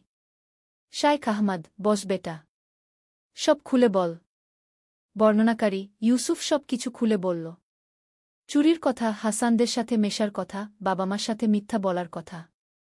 ইউসুফ, হুজুর, আমি খুব বড় গুনাহগার। আল্লাহ তায়ালা কি আমাকে ক্ষমা করবেন? শায়েখ আহমদ, ইউসুফ, আল্লাহ তায়ালা বলেছেন, আমার বান্দারা যারা নিজেদের উপর জুলুম করেছ তোমরা আল্লাহর রহমত থেকে নিরাশ হজো না। নিশ্চয়ই আল্লাহ সব গুনাহ মাফ করে দেন গু। ইউসুফ, কিন্তু হুজুর, আমার গুনাহ অনেক বড়। শায়েখ আহমদ, বেটা, আল্লাহর রহমত আরও বড়। তুমি যদি সত্যিকারের তাওবা কর তিনি অবশ্যই মাফ করবেন। ইউসুফ, হুজুর, আমি কিভাবে তাওবা করব? শায়েখ আহমদ, প্রথমত তোমার গুনাহের জন্য লজ্জিত হও এবং আল্লাহর কাছে ক্ষমা চাও। দ্বিতীয়ত আর কখনো এসব করবে না বলে দৃঢ় সংকল্প করো। তৃতীয়ত যাদের ক্ষতি করেছ তাদের ক্ষতিপূরণ দাও। ইউসুফ, হুজুর, আমি সব ফেরত দিতে চাই। কিন্তু পুলিশ আমাকে খুঁজছে। শায়েখ আহমদ, তুমি পুলিশের কাছে গিয়ে সব স্বীকার কর। সততার সাথে বিচারের মুখোমুখি হও। এটাও তাওবার অংশ। আব্দুল্লাহ, হুজুর, ওর জেল হলে? শায়েখ আহমদ, আব্দুল্লাহ ভাই, আল্লাহ তায়ালা যেটা ভালো মনে করবেন সেটাই হবে। তবে সততার পথ সবসময় উত্তম। সপ্তম পর্ব আত্মসমর্পণ। বর্ণনাকারী পরের দিন সকালে ইউসুফ তার বাবার সাথে থানায় গেল। পুলিশ অফিসার তাদের দেখে অবাক হলেন। পুলিশ অফিসার, আপনারা এসে গেছেন? আমরা তো সন্ধ্যায় আসার কথা বলেছিলাম। আব্দুল্লাহ, অফিসার সাহেব, আমার ছেলে আপনাদের কিছু বলতে চায়। ইউসুফ, স্যার, আমি সব স্বীকার করতে চাই। পুলিশ অফিসার, মানে? ইউসুফ, আমি জুয়েলারির দোকানে চুরিতে জড়িত ছিলাম। আমি সব বলে দেব। বর্ণনাকারী পুলিশ অফিসার খুবই অবাক হলেন। তিনি আগে কখনো দেখেননি কোনো অপরাধী এভাবে স্বেচ্ছায় এসে সব স্বীকার করছে। পুলিশ অফিসার, তুমি জানো এর মানে কি? ইউসুফ, জানি স্যার। আমার জেল হতে পারে।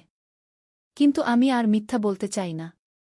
পুলিশ অফিসার, তোমার সাথে আর কারা ছিল? ইউসুফ, স্যার, আমি সবার নাম দেব। তবে একটা কথা, আমি যা করেছি সেটা আমার নিজের ইচ্ছায়। কেউ আমাকে জোর করেনি। বর্ণনাকারী ইউসুফ সব কিছু খুলে বলল। হাসানদের নাম দিল, কোথায় চুরি করেছে, কি নিয়েছে, সব। পুলিশ অফিসার, চুরির মাল কোথায়? ইউসুফ, স্যার, যেটুকু আমার কাছে আছে সব এনেছি। বর্ণনাকারী ইউসুফ একটা ব্যাগ থেকে মোবাইল, গহনা আর কিছু টাকা বের করে দিল। ইউসুফ, স্যার, আমি চাই এগুলো মালিকদের কাছে ফেরত দেওয়া হোক। পুলিশ অফিসার, তুমি কি আইনজীবী নিতে চাও? ইউসুফ, না স্যার। আমি যা করেছি তার জন্য যা শাস্তি হয় সেটা মেনে নেব। বর্ণনাকারী আব্দুল্লাহ মিয়া তার ছেলের এই পরিবর্তন দেখে অবাক হয়ে গেলেন। যে ছেলে কয়েকদিন আগেও মিথ্যা বলত সে আজ এত সততার সাথে সব স্বীকার করছে। আব্দুল্লাহ, অফিসার সাহেব, আমার ছেলে কি আজকেই জেলে যাবে? পুলিশ অফিসার, আপাতত না। কিন্তু কোর্টে কেস হবে। তারপর দেখা যাবে। ইউসুফ, স্যার, আমার একটা অনুরোধ। আমার বাবা মা খুবই ভালো মানুষ। আমার কাজের জন্য যেন তাদের কোনো সমস্যা না হয়। পুলিশ অফিসার, তোমার সততা দেখে আমার খুব ভালো লেগেছে। আমি কোর্টে এই কথা বলবো। অষ্টম পর্ব অপেক্ষার দিনগুলো।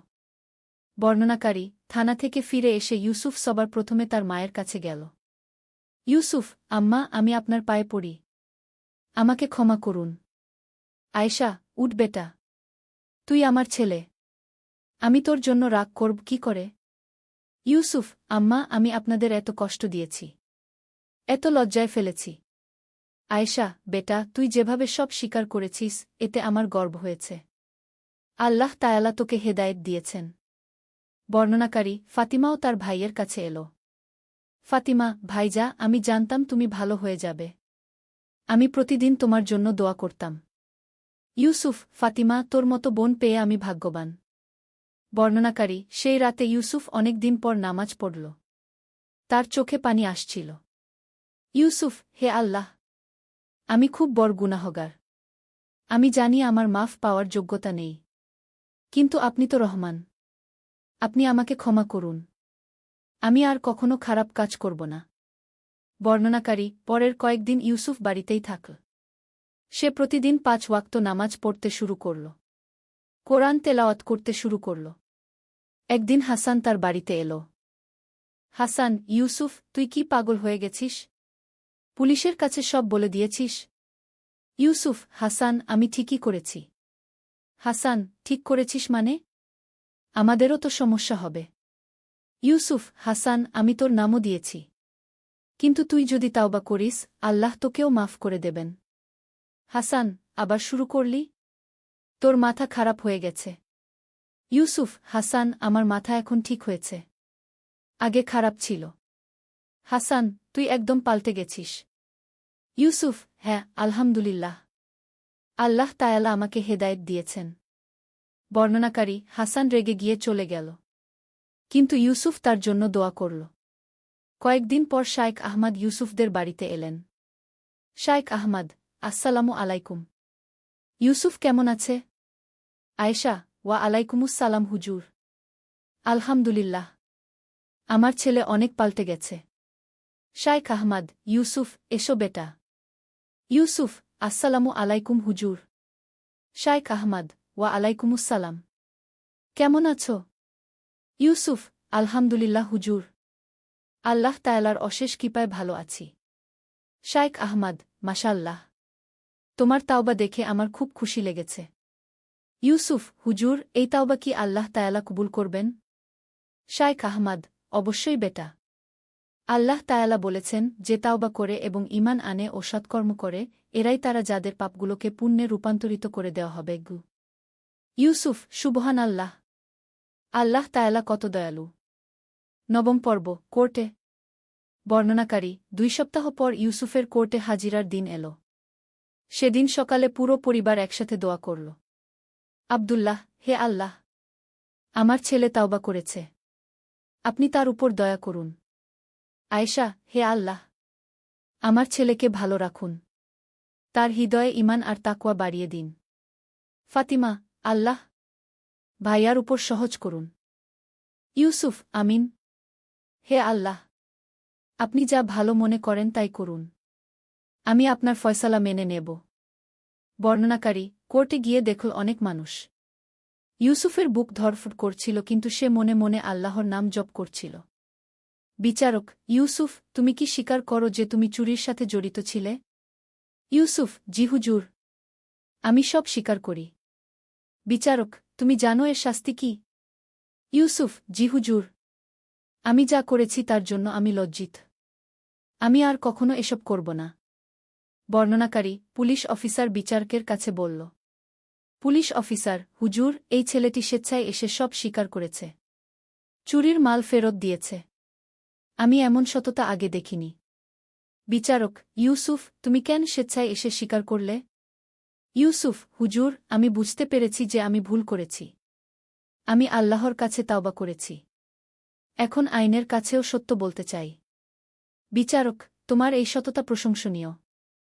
তবে আইন তো আইন। বর্ণনাকারী, এই সময় দোকানের মালিক যার কাছ থেকে চুরি হয়েছিল সে উঠে দাঁড়াল। দোকানদার, হুজুর, আমি কিছু বলতে চাই। বিচারক, হ্যাঁ, বলুন।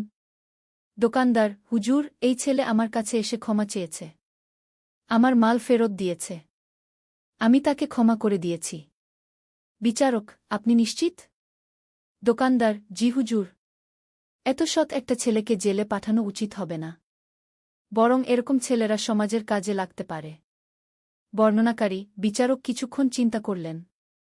বিচারক, ইউসুফ, তোমার সততা এবং অনুশোচনা দেখে আমি প্রভাবিত। তুমি 6 মাসের প্রবেশন পাবে। এই সময়ে তুমি কমিউনিটি সার্ভিস করবে। ইউসুফ, আলহামদুলিল্লাহ। ধন্যবাদ হুজুর। বিচারক, কিন্তু মনে রাখবে, আবার যদি কোনো অপরাধ কর তাহলে কঠিন শাস্তি পাবে। ইউসুফ, হুজুর, আমি আল্লাহর শপথ করে বলছি, আমি আর কখনো কোনো খারাপ কাজ করব না। বর্ণনাকারী, কোর্ট থেকে বের হয়ে ইউসুফ সিজদায় পড়ে গেল। ইউসুফ, আলহামদুলিল্লাহি রাব্বিল আলামিন। আল্লাহ তায়ালা আমার উপর কত দয়া করেছেন। 10ম পর্ব, নতুন জীবনের শুরু। বর্ণনাকারী, প্রবেশনের সময় ইউসুফ হাসপাতালে রোগীদের সেবা করত। প্রতিদিন ফজরের পর সে হাসপাতালে যেত এবং বিকেলে ফিরত। ইউসুফ, আম্মা, আজ হাসপাতালে একজন বৃদ্ধ মানুষের সাথে দেখা হল। তার কোনো আত্মীয় নেই। খুব কষ্টে আছেন। আয়েশা, তুই তার জন্য কি করলি? ইউসুফ, তার জন্য খাবার কিনে দিয়েছি। আর তার সাথে কিছুক্ষণ বসে কথা বলেছি। আব্দুল্লাহ, মাশাআল্লাহ বেটা। এভাবেই মানুষের সেবা করতে হয়। ইউসুফ, আব্বা, আমার খুব ভালো লাগে যখন কারও উপকার করতে পারি। বর্ণনাকারী, একদিন হাসপাতালে ইউসুফের সাথে নাসির নামে এক দরিদ্র মানুষের দেখা হল। তার ছোট মেয়ে অসুস্থ, কিন্তু চিকিৎসার টাকা নেই। নাসির, ভাই, আপনি কি আমাকে একটু সাহায্য করতে পারবেন? ইউসুফ, কী রকম সাহায্য? নাসির, আমার মেয়ের অপারেশন লাগবে। কিন্তু আমার কাছে টাকা নেই। ইউসুফ, কত টাকা লাগবে? নাসির, 15,000 টাকা। ইউসুফ, আপনি চিন্তা করবেন না। আমি ব্যবস্থা করি। বর্ণনাকারী, ইউসুফ বাড়ি গিয়ে তার বাবার কাছে নাসিরের কথা বলল। ইউসুফ, আব্বা, নাসির চাচার মেয়ের অপারেশন লাগবে। আমরা কি তাকে সাহায্য করতে পারি? আব্দুল্লাহ, অবশ্যই বেটা। আল্লাহ তায়ালা আমাদের সচ্ছল রেখেছেন অন্যদের সাহায্য করার জন্য। আয়েশা, আমার কাছেও কিছু টাকা জমানো আছে। সেটাও দিয়ে দাও। বর্ণনাকারী, পরের দিন ইউসুফ নাসিরের কাছে টাকা নিয়ে গেল। নাসির, ভাই, আপনি আমার জন্য এত করছেন কেন? ইউসুফ, চাচা, আমি আগে অনেক খারাপ কাজ করেছি। এখন আল্লাহর কাছে ক্ষমা চাইছি।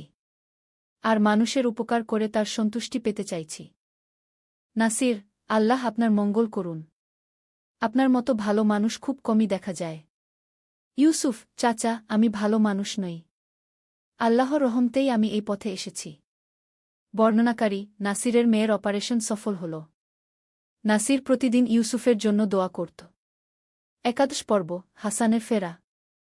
বর্ণনাকারী, কয়েক মাস পর একদিন হাসান আবার ইউসুফের বাড়িতে এল। এবার তার চেহারা আলাদা। সে খুবই বিধ্বস্ত দেখাচ্ছিল। হাসান, ইউসুফ, আমার সাথে একটু কথা আছে। ইউসুফ, হ্যাঁ হাসান, বল। হাসান, ইউসুফ, তুই ঠিকই করেছিলি। ইউসুফ, কি বলছিস? হাসান, পুলিশের কাছে সব স্বীকার করে। আমি সেদিন তোর উপর রেগে গিয়েছিলাম, কিন্তু এখন বুঝতে পারছি। ইউসুফ, কি হয়েছে তোর? হাসান, ইউসুফ, আমার জীবনে শান্তি নেই। রাত্রে ঘুম আসে না। সবসময় ভয় লেগে থাকে। ইউসুফ, হাসান, তুই তাওবা কর। আল্লাহ তোকেও ক্ষমা করে দেবেন। হাসান, কিন্তু আমার গুনাহ অনেক বেশি। ইউসুফ, আল্লাহর রহমত আরও বেশি। তুই আমার সাথে শায়েখ আহমাদের কাছে চল। হাসান, উনি কি আমাকে ক্ষমা করবেন? ইউসুফ, হাসান, আল্লাহর নেক বান্দারা সবাইকে ক্ষমা করেন। চল। বর্ণনাকারী, সেদিন বিকেলে ইউসুফ হাসানকে নিয়ে শায়েখ আহমাদের কাছে গেল। ইউসুফ, হুজুর, হাসান তাওবা করতে চায়। শায়েখ আহমাদ, মাশাল্লাহ। হাসান, এসো বেটা। হাসান, হুজুর, আমি অনেক খারাপ কাজ করেছি। আল্লাহ কি আমাকে ক্ষমা করবেন? শায়েখ আহমাদ, অবশ্যই বেটা। আল্লাহ তায়ালা বলেছেন, যারা কুফরি করেছে তারা যদি তাওবা করে এবং ঈমান আনে, তাহলে আমি তাদের পূর্বের সব গুনাহ মাফ করে দেবগু। হাসান, হুজুর, আমি সত্যিই তাওবা করতে চাই। শায়েখ আহমাদ, তাহলে তুমিও পুলিশের কাছে গিয়ে সব স্বীকার কর। সততার পথ সবসময় উত্তম। হাসান, জি হুজুর। আমি যাব। বর্ণনাকারী, পরের দিন হাসানও পুলিশের কাছে গিয়ে সব স্বীকার করল। তাকেও প্রবেশন দেওয়া হল। দ্বাদশ পর্ব, 1 বছর পর। বর্ণনাকারী, 1 বছর পর ইউসুফের প্রবেশন শেষ হল। এই 1 বছরে সে সম্পূর্ণ পাল্টে গেছে। এখন সে একটি এনজিওতে কাজ করে দরিদ্র মানুষদের সেবায়। ইউসুফ, আব্বা, আজ আমাদের এনজিও একটি অনাথ আশ্রম খুলছে। আব্দুল্লাহ, মাশাআল্লাহ বেটা। তুই খুব ভালো কাজ করছিস। ইউসুফ, আব্বা, আমি চাই আমার বাকি জীবনটা মানুষের সেবায় কাটাতে। আয়েশা, আল্লাহ তোকে আরও নেক কাজের তৌফিক দিন। বর্ণনাকারী, শায়েখ আহমাদ একদিন ইউসুফদের বাড়িতে এলেন। শায়েখ আহমাদ, ইউসুফ, তোমার পরিবর্তন দেখে আমার খুব খুশি লেগেছে।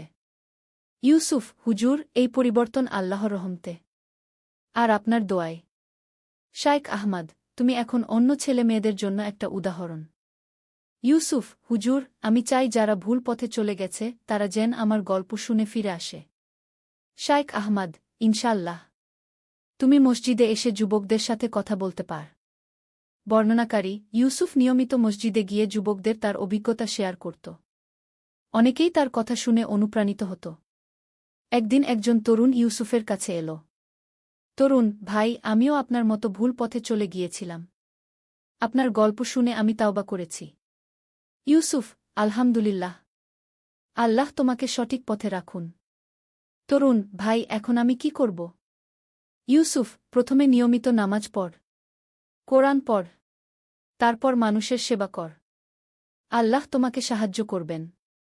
ত্রয়োদশ পর্ব, বিয়ে ও নতুন সংসার।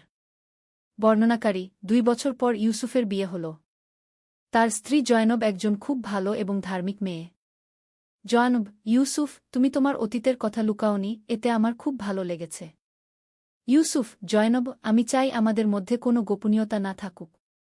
জয়নব, আল্লাহ তোমাকে হেদায়েত দিয়েছেন।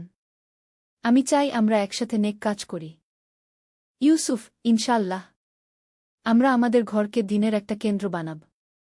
বর্ণনাকারী, বিয়ের পর ইউসুফ ও জয়নব একসাথে অনেক ভালো কাজ করতে শুরু করল। তারা দরিদ্রদের সাহায্য করত, অনাথদের দেখাশোনা করত। একদিন আয়েশা তার ছেলের কাছে এল। আয়েশা, বেটা, তোর এই পরিবর্তন দেখে আমার মনে হয় আমার দোয়া কবুল হয়েছে। ইউসুফ, আম্মা, আপনার দোয়াতেই আমি আজ এখানে। আয়েশা, আল্লাহ তোমাদের দুজনকে খুশি রাখুন। জয়নব, আম্মা, আমরা চাই আমাদের সন্তানদের দিনের সাথে বড় করতে। আয়েশা, ইনশাআল্লাহ তোমরা ভালো বাবা মা হবে। চতুর্দশ পর্ব, নতুন প্রজন্ম। বর্ণনাকারী, কয়েক বছর পর ইউসুফ ও জয়নবের একটি ছেলে হল। তারা তার নাম রাখল মুহাম্মদ। ইউসুফ, জয়নব, আমি চাই আমাদের ছেলে যেন আমার মতো ভুল পথে না যায়। জয়নব, ইনশাআল্লাহ আমরা তাকে ছোটবেলা থেকেই দিনের সাথে পরিচয় করাব। ইউসুফ, আমি চাই ও যেন আমার অতীতের কথা জানুক, যাতে সেই ভুল না করে। বর্ণনাকারী, শায়েখ আহমাদ এসে নাতিকে দেখে গেলেন। শায়েখ আহমাদ, মাশাআল্লাহ আল্লাহ এই শিশুকে নেককার বান্দা বানান। ইউসুফ, হুজুর, দোয়া করুন যেন আমি একজন ভালো বাবা হতে পারি। শায়েখ আহমাদ, তুমি ভালো বাবা হবে ইনশাআল্লাহ, কারণ তুমি জান ভুল পথের কষ্ট কি। বর্ণনাকারী, ইউসুফ এখন একটি ইসলামিক স্কুল প্রতিষ্ঠা করেছে। সেখানে সে বিনামূল্যে দরিদ্র ছেলে মেয়েদের পড়ায়। একদিন একজন মা তার কাছে এল। মা, উস্তাদ, আমার ছেলেও আপনার মতো ভুল পথে চলে গেছে। আমি কি করব? ইউসুফ, আপা, আপনি ধৈর্য রাখুন এবং তার জন্য দোয়া করুন। আল্লাহর রহমত অসীম। মা, কিন্তু সে আমাদের কথা শোনে না। ইউসুফ, আমিও আমার বাবা মার কথা শুনতাম না, কিন্তু তাদের দোয়া আর ভালোবাসা আমাকে ফিরিয়ে এনেছে। মা, আপনি কি তার সাথে একবার কথা বলতে পারবেন? ইউসুফ, অবশ্যই। তাকে নিয়ে আসুন। পঞ্চদশ পর্ব, চক্র সম্পূর্ণ হওয়া। বর্ণনাকারী, 10 বছর পর ইউসুফ এখন একজন সম্মানিত ব্যক্তি। তার স্কুলে শত শত ছেলেমেয়ে পড়ে। সে নিয়মিত বিভিন্ন জায়গায় বক্তব্য দেয় তাওবা ও পরিবর্তনের উপর। একদিন আব্দুল্লাহ মিয়া তার ছেলের কাছে এল। আব্দুল্লাহ, বেটা, তুই আজ যা হয়েছিস তা দেখে আমার মনে হয় আল্লাহ তোর উপর বিশেষ রহমত করেছেন। ইউসুফ, আব্বা, আমার এই পরিবর্তন কিন্তু হঠাৎ হয়নি। এটা ছিল আপনাদের দোয়া, আপনাদের ধৈর্য আর আল্লাহর অসীম রহমতের ফল। আব্দুল্লাহ, বেটা, আমি কখনো তোর প্রতি আশা হারাইনি। ইউসুফ, আব্বা, সেজন্যই তো আজ আমি এখানে। বর্ণনাকারী, সেদিন ইউসুফ তার পুরানো এলাকায় গেল। দেখল অনেক পরিবর্তন হয়েছে। তার পুরানো বন্ধুদের অনেকেই এখন ভালো পথে। হঠাৎ তার দেখা হল সেই দোকানদারের সাথে যার দোকানে সে চুরি করেছিল। দোকানদার, ইউসুফ, সুবহানাল্লাহ, তুমি এত বদলে গেছ। ইউসুফ, চাচা, আলহামদুলিল্লাহ। আপনি আমাকে ক্ষমা করেছিলেন, সেজন্য আল্লাহও আমাকে ক্ষমা করেছেন। দোকানদার, বেটা, তোর মতো ছেলে দেখে আমার ঈমান বেড়ে যায়। আল্লাহর কুদরত। একদিন আলী সাহেব সোহেলের অফিসে এলেন। সোহেল তাকে দেখে অবাক হয়ে গেল। স্যার, আপনি এখানে? হ্যাঁ সোহেল, তোমার অফিস একবার দেখতে চাইলাম। খুব সুন্দর হয়েছে গু। আলী সাহেব পুরো অফিস ঘুরে দেখলেন। কর্মচারীদের সাথে কথা বললেন। তারপর সোহেলের রুমে এসে বসলেন। সোহেল, তুমি অনেক দূর এসেছ। মনে আছে 7 বছর আগে তুমি যখন আমার অফিসে প্রথম এসেছিলে চা বানানোর কাজ করতে? হ্যাঁ স্যার, সব মনে আছে ইউ। আমি গর্বিত যে আমি তোমাকে একটা সুযোগ দিয়েছিলাম, আর তুমি সেই সুযোগকে কাজে লাগিয়েছ। জানো সফলতার মূল সূত্র কি? কি স্যার?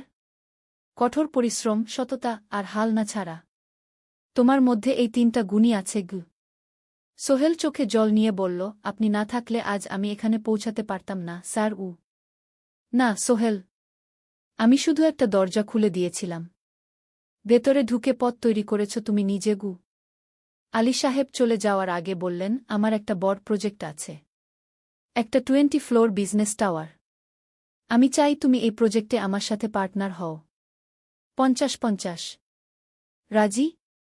সোহেল অবাক হয়ে গেল। এত বড় প্রজেক্ট? স্যার, আমার কি যথেষ্ট সামর্থ্য আছে? আছে। আমি বিশ্বাস করি সোহেল রাজি হয়ে গেল। এটা তার জীবনের সবচেয়ে বড় প্রজেক্ট হবে। 50 অধ্যায়, বড় চ্যালেঞ্জ। 20 ফ্লোর বিজনেস টাওয়ারের কাজ শুরু হল। এটা সোহেলের জীবনের সবচেয়ে বড় চ্যালেঞ্জ। প্রজেক্টের বাজেট প্রায় 10 করোড় টাকা। সোহেলকে 5 করোড় টাকা ইনভেস্ট করতে হবে। সোহেল তার সব সঞ্চয়ে, ব্যাংক লোন আর কিছু ইনভেস্টর থেকে টাকা জোগাড় করল। এটা একটা বিশাল ঝুঁকি। যদি প্রজেক্ট ব্যর্থ হয়, সব শেষ। মিনা চিন্তিত ছিল। সোহেল, এত বড় ঝুঁকি নেওয়া ঠিক হবে? মিনা, জীবনে বড় কিছু করতে হলে ঝুঁকি নিতে হয়। আমি এই সুযোগ হাতছাড়া করতে চাই না কিন্তু যদি কিছু ভুল হয়? ভুল হবে না। আমি আলী সাহেবের সাথে আছি। উনি আমাকে গাইড করবেন। প্রজেক্ট শুরু হল। প্রথম 6 মাস সব ভালোই চলছিল। কাজ সময়মতো হচ্ছে, বাজেট ঠিক আছে। কিন্তু 7 মাসের মাথায় একটা বড় সমস্যা দেখা দিল। একজন প্রধান ইনভেস্টর হঠাৎ তার টাকা ফেরত চাইলেন। তিনি অন্য একটা জরুরি কাজে টাকা লাগবে বলে জানালেন। 1 করোড় টাকা ফেরত দিতে হবে। সোহেল বিপদে পড়ে গেল। 1 করোড় টাকা এখন কোথায় পাবে? প্রজেক্টের সব টাকা ঢেলে দিয়েছে। সে আলী সাহেবের সাথে কথা বলল। আলী সাহেব বললেন, চিন্তা করো না, আমি ব্যবস্থা করছি। কিন্তু আলী সাহেবও বড় একটা প্রজেক্টে আটকে আছেন। তার হাতে লিকুইড ক্যাশ নেই। সোহেল অন্য ব্যাংক থেকে লোন নেওয়ার চেষ্টা করল। কিন্তু ব্যাংক বলল, ইতিমধ্যে তার অনেক লোন আছে, নতুন লোন দিতে পারবে না। সোহেল রাতে ঘুমাতে পারছিল না। খাওয়া দাওয়া বন্ধ করে দিয়েছিল। মিনা তাকে দেখে খুব চিন্তিত হয়ে গেল। সোহেল, প্লিজ নিজেকে এভাবে শেষ করে ফেলো না। কোনো একটা রাস্তা বের হবেই কিন্তু সোহেল কোনো রাস্তা দেখতে পাচ্ছিল না। ইনভেস্টর 15 দিন সময় দিয়েছে। 15 দিনের মধ্যে টাকা ফেরত না দিলে তিনি আইনি ব্যবস্থা নেবেন। 10 দিন কেটে গেল। সোহেল কোনো সমাধান খুঁজে পেল না। সে প্রায় হাল ছেড়ে দিয়েছিল। 11 দিনের দিন একটা অপ্রত্যাশিত ঘটনা ঘটল। জাহিদ ভাই, সোহেলের পুরনো সহকর্মী, তার অফিসে এলেন। জাহিদ ভাই এখন একটা রিয়েল এস্টেট কোম্পানিতে সিনিয়র ম্যানেজার। সোহেল, আমি তোমার সমস্যার কথা শুনেছি। হ্যাঁ ভাই, আমি বিপদে পড়েছি। আমি তোমাকে সাহায্য করতে চাই। আমার কিছু সঞ্চয় আছে, 5 লাখ টাকা। তুমি নাও। সোহেল চোখে জল নিয়ে বলল, ভাই আমি কিছু বলার দরকার নেই। তুমি আমাকে অনেক কিছু শিখিয়েছ। তোমার কাছ থেকে পরিশ্রম আর সততা শিখেছি। এখন আমার পালা তোমাকে সাহায্য করার। জাহিদ ভাই চলে যাওয়ার পর আরও 2 জন এলো। একজন সোহেলের পুরনো ক্লায়েন্ট, আরেকজন তার কর্মচারী। 2 জন মিলে আরও 8 লাখ টাকা দিল। করিম মামা 20 লাখ টাকা ব্যবস্থা করলেন। তার কিছু বন্ধুদের কাছ থেকে ধার করে। মিনা তার সব গয়না বিক্রি করে 10 লাখ টাকা দিল। সবাই মিলে প্রায় 45 লাখ টাকা জোগাড় হল।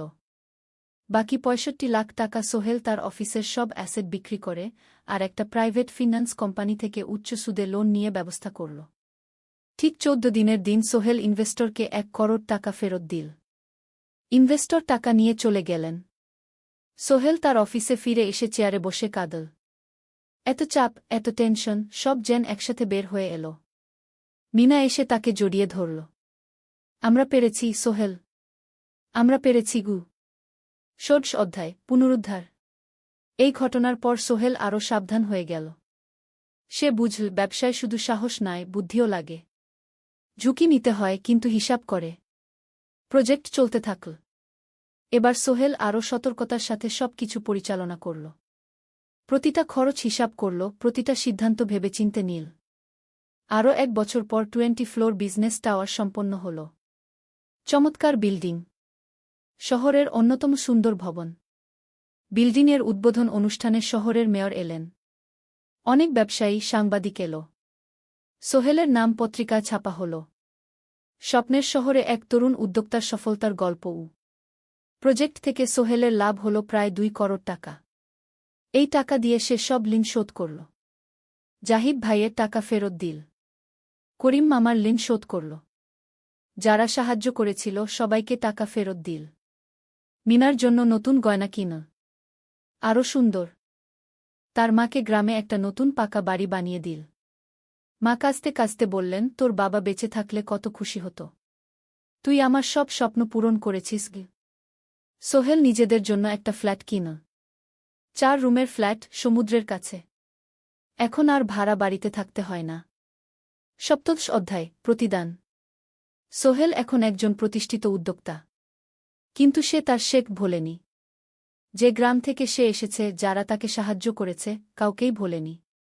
সে তার গ্রামে একটা স্কুল বানিয়ে দিল। সোহেল ফাউন্ডেশন স্কুল গরিব ছেলেমেয়েরা ফ্রিতে পড়তে পারবে। ভালো শিক্ষক নিযোগ দিল। ভালো পড়াশোনার ব্যবস্থা করল। শহরে একটা ফ্রি মেডিকেল ক্লিনিক খুলল। গরিব মানুষরা ফ্রিতে চিকিৎসা পাবে। প্রতি বছর 10 জন মেধাবী কিন্তু গরিব ছাত্রছাত্রীকে স্কলারশিপ দেওয়া শুরু করল। তারা বিনামূল্যে পড়াশোনা করতে পারবে। একদিন একটা টিভি চ্যানেল সোহেলের ইন্টারভিউ নিতে এলো। আপনার সফলতার গোপন সূত্র কি? সোহেল একটু ভেবে বলল, কঠোর পরিশ্রম, সততা আর হাল না ছাড়া। এই 3টা জিনিস যদি কারো মধ্যে থাকে, সে যে কোনো কিছু অর্জন করতে পারে। আর সবচেয়ে বড় কথা, যারা আমাকে সাহায্য করেছে তাদের ছাড়া আমি কিছুই না। একা কেউ সফল হতে পারে না। আপনার পরবর্তী স্বপ্ন কি? আমি চাই আরও মানুষকে সাহায্য করতে। আমার মতো যারা গ্রাম থেকে শহরে আসে তাদের জন্য একটা ট্রেনিং সেন্টার খুলব। তারা সেখানে বিভিন্ন স্কিল শিখতে পারবে, চাকরি পাবে, নিজের পায়ে দাঁড়াতে পারবে। অষ্টাদশ অধ্যায়, নতুন প্রজন্ম। আরও 5 বছর কেটে গেল। সোহেল এখন 45 বছরের। তার মেয়ে সারা এখন 9 বছরের। স্কুলে ক্লাস 4-এ পড়ে। খুব মেধাবী মেয়ে। একদিন সারা বাবাকে জিজ্ঞেস করল, বাবা, তুমি কিভাবে এত বড় হলে? আমার বন্ধুরা বলে তুমি একজন সফল মানুষ গো। সোহেল তাকে কোলে নিয়ে বসল। বাবা, তুমি জানো তোমার দাদু ছিলেন একজন স্কুল শিক্ষক। খুব সৎ মানুষ। কিন্তু আমরা গরিব ছিলাম। আমি রিকশা চালাতাম। রিকশা? সত্যি? হ্যাঁ। তারপর আমি এই শহরে এলাম। অনেক কষ্ট করেছি। কিন্তু হাল ছাড়িনি। মানুষ আমাকে সাহায্য করেছে। আর আমি কঠোর পরিশ্রম করেছি। বাবা, আমিও কি তোমার মতো হতে পারব? অবশ্যই পারবে বাবা। তবে মনে রেখো, সফলতা মানে শুধু টাকা পয়সা না। সফলতা মানে ভালো মানুষ হওয়া, অন্যদের সাহায্য করা, সৎ থাকা। সারা মাথা নাড়ল। আমি ভালো মানুষ হব বাবা। সোহেল তার মেয়েকে জড়িয়ে ধরল। মনে মনে ভাবল, তার জীবনের সব কষ্ট সার্থক হয়েছে। মিনা রান্নাঘর থেকে ডাকল, খাবার তৈরি। এসো। সোহেল সারাকে নিয়ে ডাইনিং টেবিলে গেল। ঋতু এসেছে। সে এখন বিয়ে করেছে, তার একটা ছেলে হয়েছে। সোহেলের মা মাঝে মাঝে চট্টগ্রামে বেড়াতে আসেন। আজও এসেছেন। সবাই মিলে খেতে বসল। হাসিগল্পে ভরা পরিবার। সোহেল তাকাল তার মায়ের দিকে, মিনার দিকে, সারার দিকে, ঋতুর দিকে। মনে হল, জীবনে আর কি চাই? খাওয়া শেষে সবাই বসে রইল। গল্প করছিল। হঠাৎ সোহেলের ফোন বাজল। অফিস থেকে। একটা জরুরি বিষয়। সোহেল ফোন রেখে দিয়ে মিনাকে বলল, একটা নতুন প্রজেক্টের প্রস্তাব এসেছে। একটা এতিমখানা বানানোর কাজ। সরকারি প্রজেক্ট। তুমি নেবে? অবশ্যই। এটা আমার স্বপ্নের প্রজেক্ট। যেসব বাচ্চাদের বাবা মা নেই তাদের জন্য একটা সুন্দর জায়গা। মিনা হাসল। তুমি কখনো বদলাও না। এখনো অন্যদের কথা ভাবো। এটাই তো জীবন মিনা। শুধু নিজের জন্য বাঁচলে কি হবে? 49 অধ্যায়, উত্তরাধিকার। 10 বছর আরও কেটে গেল। সোহেল এখন 55 বছরের। তার চুলে পাক ধরেছে। কিন্তু শক্তি এখনো আগের মতোই। সারা এখন 19 বছরের। সে বিশ্ববিদ্যালয়ে ইঞ্জিনিয়ারিং পড়ছে। সে চায় বাবার মতো কনস্ট্রাকশন ইন্ডাস্ট্রিতে কাজ করতে। একদিন সারা বাবাকে বলল, বাবা, আমি তোমার কোম্পানিতে কাজ করতে চাই। এখনো তো তোর পড়াশোনা বাকি। জানি। কিন্তু আমি এখন থেকেই শিখতে চাই। ছুটির দিনে তোমার সাথে সাইটে যেতে চাই। দেখতে চাই কিভাবে কাজ হয়। সোহেল খুশি হয়ে গেল। তার মেয়ে তার পথ অনুসরণ করতে চায়। ঠিক আছে। কিন্তু শর্ত হলো, তোকে সবকিছু নিজ থেকে শিখতে হবে। কোনো স্পেশাল ট্রিটমেন্ট পাবি না। আমি তো তাই চাই বাবাগু। সারা তার বাবার সাথে কাজ শিখতে শুরু করল। সে দেখল কিভাবে শ্রমিকরা কাজ করে, কিভাবে ম্যাটেরিয়াল বাছাই করতে হয়, কিভাবে একটা প্রজেক্ট ম্যানেজ করতে হয়। সোহেল তাকে কোনো সহজ পথ দিল না। সারাকেও সবার মতো কষ্ট করতে হল। সাইটে রোদে দাঁড়িয়ে থাকতে হল। শ্রমিকদের সাথে কথা বলতে হল। কিন্তু সারা হাল ছাড়ল না। সে তার বাবার মেয়ে। পরিশ্রম করতে জানে। 3 বছর পর সারা গ্রাজুয়েট হল।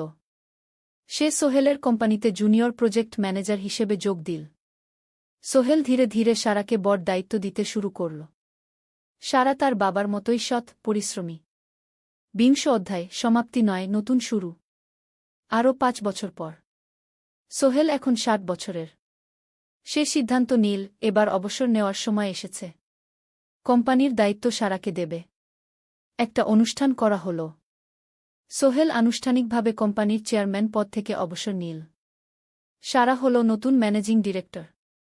সোহেল তার বক্তব্যে বলল, আমি যখন এই শহরে এসেছিলাম আমার পকেটে ছিল মাত্র ৫,০০০ টাকা। একটা ছোট্ট ব্যাগ।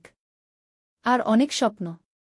আজ ৪০ বছর পর আমি পেছনে ফিরে তাকাই, দেখি একটা দীর্ঘ পথ। সেই পথে অনেক কষ্ট ছিল, অনেক বাধা ছিল। কিন্তু ছিল অনেক ভালোবাসাও। অনেক মানুষের সাহায্যও। আমি বিশ্বাস করি সফলতা একা আসে না। এটা আসে অনেক মানুষের সমর্থন, ভালোবাসা আর বিশ্বাস নিয়ে। আমি যা কিছু অর্জন করেছি তা আমার একার না। এটা আমার পরিবারের, আমার কর্মচারীদের, আমার বন্ধুদের, সবার। আজ আমি আমার মেয়ে সারার হাতে এই দায়িত্ব তুলে দিচ্ছি। আমি জানি সে আমার চেয়ে ভালো করবে। কারণ সে শিখেছে আমার ভুল থেকে, আমার অভিজ্ঞতা থেকে। অনুষ্ঠান শেষ হল। সবাই চলে গেল। সোহেল আর মিনা অফিসে একা দাঁড়িয়ে রইল। মিনা, মনে আছে আমরা প্রথম কখন দেখা হয়েছিলাম? হ্যাঁ, তোমার সেই ছোট্ট মুদি দোকানে। তুমি বিস্কুট কিনতে এসেছিলে। কে ভেবেছিল সেই দিন থেকে আমাদের এই পর্যস্বপ্নের শহর। প্রথম অধ্যায়, যাত্রা শুরু। সকাল ৭টা বেজে গেছে। ঢাকার কমলাপুর রেলস্টেশনে মানুষের ভিড়। চারদিকে চা বিস্কুট বিক্রেতাদের চিৎকার, ট্রেনের হর্ন আর যাত্রীদের কোলাহল। এই বিশাল ভিড়ের মধ্যে একটা ছোট্ট ব্যাগ হাতে দাঁড়িয়ে আছে সোহেল। বয়স মাত্র ২২। গায়ের রং শ্যামলা, চোখে স্বপ্নের ঝিলিক। ভাইজা, চট্টগ্রামের টিকিট আছে? সোহেল টিকিট কাউন্টারের সামনে দাঁড়িয়ে জিজ্ঞেস করল। আছে। ৩০ টাকা। কাউন্টারের লোকটা উত্তর দিল। সোহেল তার পকেট থেকে টাকা বের করল। মোট ৫,০০০ টাকা। এই টাকা সে জমিয়েছে গত ৩ বছরে রিকশা চালিয়ে। তার স্বপ্ন ছিল চট্টগ্রাম গিয়ে একটা ভালো চাকরি পাওয়া। গ্রামে আর থাকতে চায় না সে। বাবা মারা গেছেন ১০ বছর আগে। মা আর ছোট বোন ঋতুকে নিয়ে সংসার চালাচ্ছিল রিকশা চালিয়ে। কিন্তু এভাবে তো আর সারা জীবন চলবে না। টিকিট কেটে সোহেল প্ল্যাটফর্মে এল। ট্রেন ছাড়বে আর মাত্র ১৫ মিনিট পরে। সে একটা বেঞ্চে বসে পড়ল। ব্যাগটা বুকের কাছে চেপে ধরল। এই ব্যাগে আছে তার সব সম্পদ, কিছু কাপড়, একটা ছোট্ট ফটো ফ্রেমে বাবা মায়ের ছবি, আর কিছু টাকা। কোথায় যাচ্ছেন? পাশে বসা একজন বয়স্ক মানুষ জিজ্ঞেস করলেন। চট্টগ্রাম কাকা। চাকরি খুঁজতে যাচ্ছি। সোহেল বিনয়ের সাথে উত্তর দিল। ভালো। তবে শহরে সাবধানে থাকবেন। শহর মানে অনেক সুযোগ, কিন্তু অনেক ফাঁদও আছে। বয়স্ক লোকটা বললেন। সোহেল মাথা নাড়ল। সে জানে শহরের জীবন সহজ না। কিন্তু তার কোনো বিকল্প নেই। গ্রামে রিকশা চালিয়ে মাসে ৩,৫০০ টাকা আয় হতো। তার মধ্যে সংসার চালাতে হতো, বোনের স্কুলের খরচ দিতে হতো, মায়ের ওষুধের খরচ দিতে হতো। কিছুই বাঁচত না। আর এই জীবন থেকে বেরোনোর একটাই পথ, শহরে গিয়ে ভালো কাজ খুঁজে নেওয়া। সোহেল মনে মনে ভাবল তার বাবার কথা। বাবা ছিলেন একজন স্কুল শিক্ষক। খুব সৎ মানুষ ছিলেন। সবসময় বলতেন, সোহেল, তুই লেখাপড়া শিখে বড় মানুষ হবি। আমাদের পরিবারে আর কেউ বড় চাকরি করেনি। তুই করবি। কিন্তু বাবা যখন মারা গেলেন তখন সোহেল মাত্র এসএসসি পরীক্ষা দিয়েছে। ফলাফল ভালো হয়েছিল, জিপিএ অর্ধচতু। কিন্তু বাবার মৃত্যুর পর আর পড়া হল না। পরিবারের দায়িত্ব নিতে হল। ট্রেন ছাড়ল। সোহেল জানালার পাশে বসে বাইরে তাকাল। ধানক্ষেত, নদী, ছোট ছোট গ্রাম, সব পেছনে ফেলে ট্রেন এগিয়ে চল। সোহেলের মনে হল সে যেন তার পুরনো জীবনটাকেও পেছনে ফেলে আসছে। ট্রেনে একজন হকার এসে চা বিক্রি করছিল। সোহেল একটা চা কিনল। ১০ টাকা। চা খেতে খেতে সে ভাবছিল, চট্টগ্রাম পৌঁছে কি হবে? করিম মামা তাকে সাহায্য করবেন তো? চাকরি পাওয়া যাবে তো? করিম মামা আসলে সোহেলের খুব দূর সম্পর্কের মামা। সোহেলের দাদির বোনের ছেলে। অনেক বছর আগে গ্রাম ছেড়ে চট্টগ্রামে চলে গিয়েছিলেন। সেখানে একটা কনস্ট্রাকশন কোম্পানিতে কাজ করেন। বছরে একবার দুবার গ্রামে আসতেন। গত বছর যখন এসেছিলেন তখন সোহেলের মাকে বলেছিলেন, সোহেলকে চট্টগ্রাম পাঠান। আমি একটা কাজের ব্যবস্থা করে দেব। সেই কথাতেই ভরসা করে সোহেল আজ এই যাত্রা। দ্বিতীয় অধ্যায়, নতুন শহর। চট্টগ্রাম পৌঁছাতে প্রায় 6 ঘণ্টা লেগে গেল। দুপুর 1টা বাজে। সোহেল স্টেশন থেকে বের হয়ে শহরের রাস্তায় দাঁড়াল। কি বিশাল শহর! এত গাড়ি, এত মানুষ। চারদিকে উঁচু উঁচু বিল্ডিং, দোকানপাট, মানুষের ভিড়। সোহেল কিছুক্ষণ দাঁড়িয়ে থাকল সব কিছু দেখতে দেখতে। তার মনে হচ্ছিল সে যেন অন্য কোনো পৃথিবীতে এসে পড়েছে। তার পকেটে একটা ছোট্ট কাগজ আছে। সেখানে লেখা একটা ঠিকানা, করিম মিয়া, বাড়ি নং 23, রোড নং 5, আগ্রাবাদ, চট্টগ্রামকে। সোহেল একটা রিকশা ডাকল। কত নেবেন আগ্রাবাদ যেতে? 50 টাকা গু। সোহেল রিকশায় উঠল। রাস্তার দুধারে দোকান, মার্কেট, অফিস, সব কিছু দেখতে দেখতে সে অবাক হয়ে গেল। এত বড় শহর, এত কিছু! গ্রামের সেই ছোট্ট বাজারের সাথে কোনো তুলনাই হয় না। প্রায় আধা ঘণ্টা পর রিকশা একটা পুরনো বাড়ির সামনে থামল। 3 তলা বাড়ি, কিন্তু রং উঠে গেছে। সিঁড়ি দিয়ে উঠে 3য় তলায় করিম মামার ফ্ল্যাটে নক করল। দরজা খুলল এক মধ্যবয়সী মহিলা। কে? আসসালামু আলাইকুম আপা। আমি সোহেল। নোয়াখালীর গ্রাম থেকে এসেছি। করিম মামা বাড়িতে আছেন? মহিলা তাকে মাথা থেকে পা পর্যন্ত দেখল। করিম তো অফিসে গেছে। তুমি কে? কোথা থেকে এসেছ? সোহেল সব খুলে বলল। মহিলা তাকে ভেতরে ঢুকতে দিল। বসো। করিম সন্ধ্যায় ফিরবে গু। ফ্ল্যাটটা ছোট। 2টো রুম, একটা ছোট্ট রান্নাঘর আর একটা বাথরুম। কিন্তু সোহেলের কাছে খুব সুন্দর লাগল। গ্রামের সেই টিনের ঘরের চেয়ে তো অনেক ভালো। মহিলা তার নাম জানাল, সালমা। করিম মামার স্ত্রী। তাদের 2টো ছেলে, একজন ক্লাস 8-এ পড়ে, আরেকজন ক্লাস 5-এ। খেয়েছ? সালমা আপা জিজ্ঞেস করল। না আপা গু। অপেক্ষা করো। ভাত আছে, মাছ আছে। খাও। সোহেল প্রথমে রাজি হতে চাইল না। কিন্তু খুব খিদে পেয়েছিল। সকাল থেকে শুধু একটা চা আর বিস্কুট খেয়েছে। খাওয়া দাওয়ার পর সোহেল বসে রইল। সালমা আপা তাকে গল্প করতে লাগল।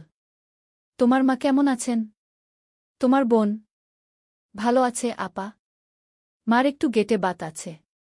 ওষুধ খাচ্ছেন। বোন স্কুলে পড়ে কু। তুমি কি করতে চাও এখানে? চাকরি খুঁজছি আপা। যে কোনো কাজ করব। বাসায় মা আর বোনকে টাকা পাঠাতে হবে। সালমা আপা মাথা নাড়ল। করিম তোমার জন্য কিছু একটা করবে। সে ভালো মানুষ গ। সারাদিন অপেক্ষা করু সোহেল। সন্ধ্যা 6টায় করিম মামা ফিরলেন। 50-এর কাছাকাছি বয়স, কালো রঙের প্যান্ট শার্ট পরা, হাতে একটা ব্যাগ। আরে সোহেল, কবে এলি? করিম মামা খুশি হয়ে বললেন। আজ সকালে মামা গু। করিম মামা তাকে জড়িয়ে ধরলেন। অনেকদিন পর দেখলাম। কেমন আছিস? ভালো আছি মামা গি। ভালো করেছিস এসে। এখানে অনেক সুযোগ আছে। তোর জন্য একটা কাজের ব্যবস্থা করে দেব। তবে প্রথমে কয়েকদিন এখানে থাক। শহরটা একটু চিনে নে। তারপর কাজে যোগ দিবি। সোহেলের মনে আসার আলো জ্বল। সে ভাবল হয়তো তার ভাগ্য এবার পাল্টাবে। 3য় অধ্যায়, প্রথম চাকরি। 1 সপ্তাহ পরে করিম মামা সোহেলকে তার কোম্পানিতে নিয়ে গেলেন। কোম্পানির নাম আলামিন কনস্ট্রাকশন। অফিসটা শহরের কেন্দ্রে, 5 তলা একটা বিল্ডিংয়ের দোতলায়। মালিক আলী সাহেব। 50-এর কাছাকাছি বয়স, মোটা চেহারা, চোখে সোনার ফ্রেমের চশমা। বড়লোক মানুষ, কিন্তু খুব কড়া। এই ছেলেটাকে কি কাজে লাগাবেন? আলী সাহেব করিম মামাকে জিজ্ঞেস করলেন। স্যার, ও আমার আত্মীয়। গ্রাম থেকে এসেছে। খুব পরিশ্রমী। যে কোনো কাজে লাগাতে পারেন। আলী সাহেব সোহেলের দিকে তাকালেন। তুমি কি পড়েছ? Sir, SSC pass.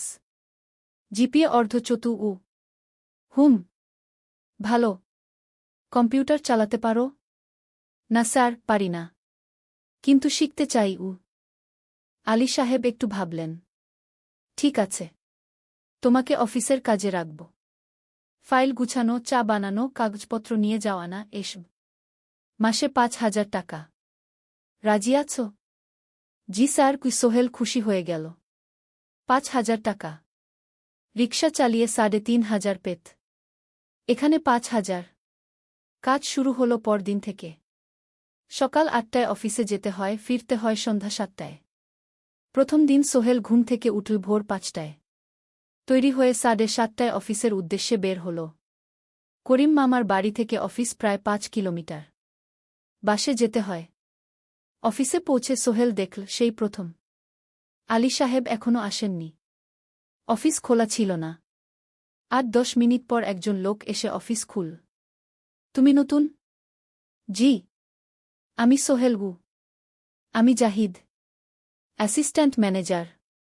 এসো উ। জাহিদ ভাই সোহেলকে সব কিছু দেখাল। অফিসে মোট ৬ জন কর্মচারী। ২ জন ইঞ্জিনিয়ার, একজন অ্যাকাউন্ট্যান্ট, একজন অ্যাসিস্ট্যান্ট ম্যানেজার, জাহিদ ভাই, একজন রিসেপশনিস্ট, আর এখন সোহেল। সোহেলের কাজ শুরু হলো চা বানানো দিয়ে। তারপর অফিস পরিষ্কার করা, ফাইল গুছানো, কাগজপত্র এক জায়গা থেকে আরেক জায়গায় নিয়ে যাওয়া। কাজ কঠিন না, কিন্তু সারাদিন দৌড়ঝাঁপ করতে হয়। দুপুরে খাবারের জন্য আধা ঘণ্টা বিরতি। সোহেল একটা ছোট হোটেলে গিয়ে ভাতরাল তরকারি খেল। ৫০ টাকা। সন্ধ্যায় অফিস বন্ধ হল। সোহেল ক্লান্ত হয়ে বাসায় ফিরল। কেমন লাগল প্রথম দিন? করিম মামা জিজ্ঞেস করলেন। ভালো মামা। অনেক কিছু শিখলাম গ। প্রথম মাসের শেষে সোহেল বেতন পেল ৫,০০০ টাকা। সে ৩,০০০ টাকা মাকে পাঠাল। মা ফোনে কাঁদতে লাগলেন। আল্লাহ তোকে ভালো রাখুক সোহেল উ। সোহেলের চোখেও জল এলো। তার মনে হল সে একটা বড় কাজ করতে পেরেছে। চতুর্থ অধ্যায়, শহরের জীবন। ৩ মাস কেটে গেল। সোহেল এখন শহরের সাথে মিশে গেছে। প্রতিদিন অফিসে যাও আসার পথে সে দেখে হাজারো মানুষের জীবন। কেউ সফল, কেউ ব্যর্থ, কিন্তু সবাই চলছে নিজের পথে। সোহেল অফিসের কাজের পাশাপাশি কম্পিউটার শেখার চেষ্টা করছে। অফিসে একটা কম্পিউটার আছে। যখন কেউ ব্যবহার করে না, তখন সোহেল একটু একটু শিখার চেষ্টা করে। জাহিদ ভাই তাকে সাহায্য করেন। সোহেল, তুমি যদি কম্পিউটার ভালোভাবে শিখতে পারো, তাহলে তোমার ভবিষ্যৎ উজ্জ্বল। জাহিদ ভাই একদিন বললেন। কিভাবে শিখব ভাই? ট্রেনিং সেন্টারে যাও। সন্ধ্যায় ক্লাস আছে। মাসে ২,০০০ টাকা লাগবে গে। সোহেল ভাবল। ২,০০০ টাকা অনেক, কিন্তু এটা বিনিয়োগ, ভবিষ্যতের জন্য। সে একটা ট্রেনিং সেন্টারে ভর্তি হল। সপ্তাহে ৩ দিন, সন্ধ্যা ৭:৩০ থেকে রাত ৯টা পর্যন্ত ক্লাস। কম্পিউটারের basic, MS Word, Excel, PowerPoint, internet ব্যবহার। একদিন অফিস থেকে ফেরার সময় সোহেল একটা দোকানে চা খেতে গেল। দোকানের পাশেই একটা ছোট্ট মুদি দোকান। সেখানে একটা মেয়ে বসে আছে। বয়স হবে ২০-এর কাছাকাছি। সাদাসিধে চেহারা, সাদা শাড়ি পরা, কিন্তু চোখে এক ধরনের দৃঢ়তা। ভাইজা, এক প্যাকেট বিস্কুট দেন কি? সোহেল বলল। মেয়েটা বিস্কুট দিল। ২০ টাকা। সোহেল টাকা দিয়ে যাচ্ছিল, হঠাৎ মেয়েটা বলল, আপনি নতুন এসেছেন এই এলাকায়, তাই না? হ্যাঁ। ৩ মাস হল। কিভাবে বুঝলেন? আপনার চেহারা দেখেই বোঝা যায়। এখনও গ্রামের ছোঁয়া আছে। আর আপনি প্রতিদিন এই পথ দিয়ে যান। দেখেছি কি? মেয়েটা হাসল। সোহেলও হেসে ফেল। আপনি খুব পর্যবেক্ষক মনে হচ্ছে গি। জীবনে অনেক কিছু দেখেছি, তাই মানুষকে চিনতে শিখেছি গ। আপনার নাম? মিনা। এই দোকান আমার বাবার। উনি অসুস্থ, তাই আমি দেখছি গু। সেদিন থেকে সোহেল প্রায়ই সেই দোকানে যেতে শুরু করল। মিনার সাথে গল্প করত। ধীরে ধীরে তাদের মধ্যে একটা বন্ধুত্ব তৈরি হল। মিনাও তার জীবনের গল্প বলল। মিনার মা মারা গেছেন যখন সে মাত্র ৭ বছরের। বাবা আব্দুল হামিদ একা হাতে মিনাকে বড় করেছেন। মুদি দোকান দিয়ে সংসার চালান। মিনা কলেজে পড়ে, অনার্স সেকেন্ড ইয়ার। সকালে কলেজে যায়, দুপুরে ফিরে এসে দোকান সামলায়। বাবার হার্টের সমস্যা আছে, তাই ভারী কাজ করতে পারেন না। তোমার স্বপ্ন কি? একদিন সোহেল জিজ্ঞেস করল। গ্র্যাজুয়েশন শেষ করে একটা ভালো চাকরি করব। তারপর বাবাকে ভালো চিকিৎসা করাব। তুমি? আমিও চাকরি করে পরিবারকে ভালোভাবে দেখভাল করতে চাই। মা আর বোনকে নিয়ে শহরে আনব একদিন গু। দুজনেই নিজেদের স্বপ্নের কথা বলতে গিয়ে বুঝল তাদের স্বপ্ন অনেকটা একই রকম। পঞ্চম অধ্যায়, বিপদ। ৬ মাস কেটে গেল। সোহেল এখন আলী সাহেবের খুব প্রিয় কর্মচারী। সে শুধু চা বিস্কুট দেওয়ার কাজই করে না, এখন কম্পিউটারেও কিছু কাজ শিখেছে। ছোটখাটো টাইপিং, ডেটা এন্ট্রি, এসব করতে পারে। আলী সাহেব খুশি হয়ে তার বেতন বাড়িয়ে ৮,০০০ টাকা করে দিয়েছেন। একদিন রাতে সোহেল অফিস থেকে ফিরছিল। সেদিন একটু দেরি হয়ে গেছে। রাত প্রায় ৯টা। সাধারণত সোহেল সন্ধ্যা ৭:৩০টায় ফিরে। কিন্তু সেদিন অফিসে একটা জরুরি কাজ ছিল। বাস থেকে নেমে সোহেল বাড়ির দিকে হাঁটছিল। হঠাৎ একটা অন্ধকার গলিতে ৩ জন লোক তাকে ঘিরে ধরল। তাদের চেহারা দেখেই বোঝা যাচ্ছিল ভালো উদ্দেশ্য নিয়ে আসেনি। টাকা দে, তাড়াতাড়ি, একজন বলল। তার হাতে একটা ছুরি। সোহেল ভয় পেয়ে গেল। ভাই, আমার কাছে খুব কম টাকা আছে গি। যা আছে দে, তাড়াতাড়ি করো। সোহেল কাঁপতে কাঁপতে তার পকেট থেকে ৫ টাকা বের করে দিল। এই টাকা দিয়ে সে বাজার করবে ভেবেছিল। কিন্তু ছিনতাইকারীরা সন্তুষ্ট হল না। শুধু ৫ টাকা? তোর ব্যাগে কি আছে? তারা সোহেলের ব্যাগ কেড়ে নিল। ব্যাগে ছিল তার মোবাইল, কম্পিউটার ট্রেনিং সেন্টারের সার্টিফিকেট আর কিছু গুরুত্বপূর্ণ কাগজপত্র। না ভাই, ব্যাগটা ফেরত দেন। ওতে আমার জরুরি জিনিস আছে। মোবাইল নিয়ে নেন, কিন্তু ব্যাগটা দেন গু। কিন্তু ওরা শুনল না। একজন সোহেলকে জোরে ধাক্কা দিল। সোহেল পড়ে গেল। মাথা রাস্তার কংক্রিটে ধাক্কা লেগে গেল। রক্ত বের হল। ৩ জন দৌড়ে পালিয়ে গেল। কিছুক্ষণ সোহেল অজ্ঞান হয়ে পড়ে রইল। তারপর ধীরে ধীরে জ্ঞান ফিরল। মাথায় প্রচণ্ড ব্যথা। সে উঠে দাঁড়ানোর চেষ্টা করল, কিন্তু মাথা ঘুরছিল। কোনোমতে একটা দেয়াল ধরে দাঁড়াল। একজন পথচারী তাকে দেখে থামল। কি হয়েছে ভাই? ছিনতাই হয়েছে গি? এসো, আমি তোমাকে হাসপাতালে নিয়ে যাই। কিন্তু সোহেল রাজি হল না। না, ঠিক আছি, বাড়ি যেতে পারব। সে কোনোমতে করিম মামার বাড়িতে পৌঁছাল। দরজা খুলেই সালমা আপা চিৎকার করে উঠলেন। ও আল্লাহ! কি হয়েছে? করিম মামা দৌড়ে এলেন। সোহেলকে ভেতরে নিয়ে গেলেন। তার মাথায় জল ঢেলে রক্ত পরিষ্কার করলেন। ক্ষতটা বেশ গভীর। হাসপাতালে যেতে হবে কি? করিম মামা বললেন। তারা একটা অটোরিকশা নিয়ে নিকটস্থ হাসপাতালে গেলেন। ডাক্তার সোহেলের মাথায় ৩টা সেলাই দিলেন। বলল, ১ সপ্তাহ বিশ্রাম নিতে হবে। কোনো ভারী কাজ করা যাবে না। হাসপাতাল থেকে ফিরে সোহেল শুয়ে রইল। তার মনে হচ্ছিল সবকিছু শেষ হয়ে গেছে। মোবাইল চলে গেছে, গুরুত্বপূর্ণ কাগজপত্র চলে গেছে। এখন ১ সপ্তাহ অফিস করতে পারবে না। পরদিন সকালে করিম মামা আলী সাহেবকে ফোন করে সব জানালেন। আলী সাহেব বললেন, ঠিক আছে, সোহেল ভালো হয়ে এলে আসবে, চিন্তার কিছু নেই গি। মিনা যখন এই খবর শুনল, সে সন্ধ্যায় সোহেলকে দেখতে এল করিম মামার বাড়িতে। সাথে এনেছিল কিছু ফল। কি হয়েছিল? মিনা চিন্তিত গলায় জিজ্ঞেস করল। সোহেল সব বলল। মিনা রেগে গেল। এই শহরে এখন অনেক অপরাধ বেড়ে গেছে। পুলিশ কিছু করে না। তুমি পুলিশে রিপোর্ট করেছ? না। লাভ নেই। তবুও করা উচিত। তোমার মোবাইলটা হয়তো খুঁজে পাওয়া যাবে গি। করিম মামা সোহেলকে নিয়ে পুলিশ স্টেশনে গেলেন। জেনারেল ডায়েরি করলেন। কিন্তু পুলিশ খুব একটা আশা দিল না। দেখি কিছু করা যায় কিনা গু। সোহেল বুঝল মোবাইল আর ফিরবে না। সেই ১ সপ্তাহ সোহেলের জীবনের সবচেয়ে কঠিন সময় ছিল। সে শুধু শারীরিকভাবেই ক্ষতিগ্রস্ত হয়নি, মানসিকভাবেও ভেঙে পড়েছিল। প্রতিরাতে দুঃস্বপ্ন দেখত। সেই ৩ জন ছিনতাইকারীর মুখ ভুলতে পারছিল না।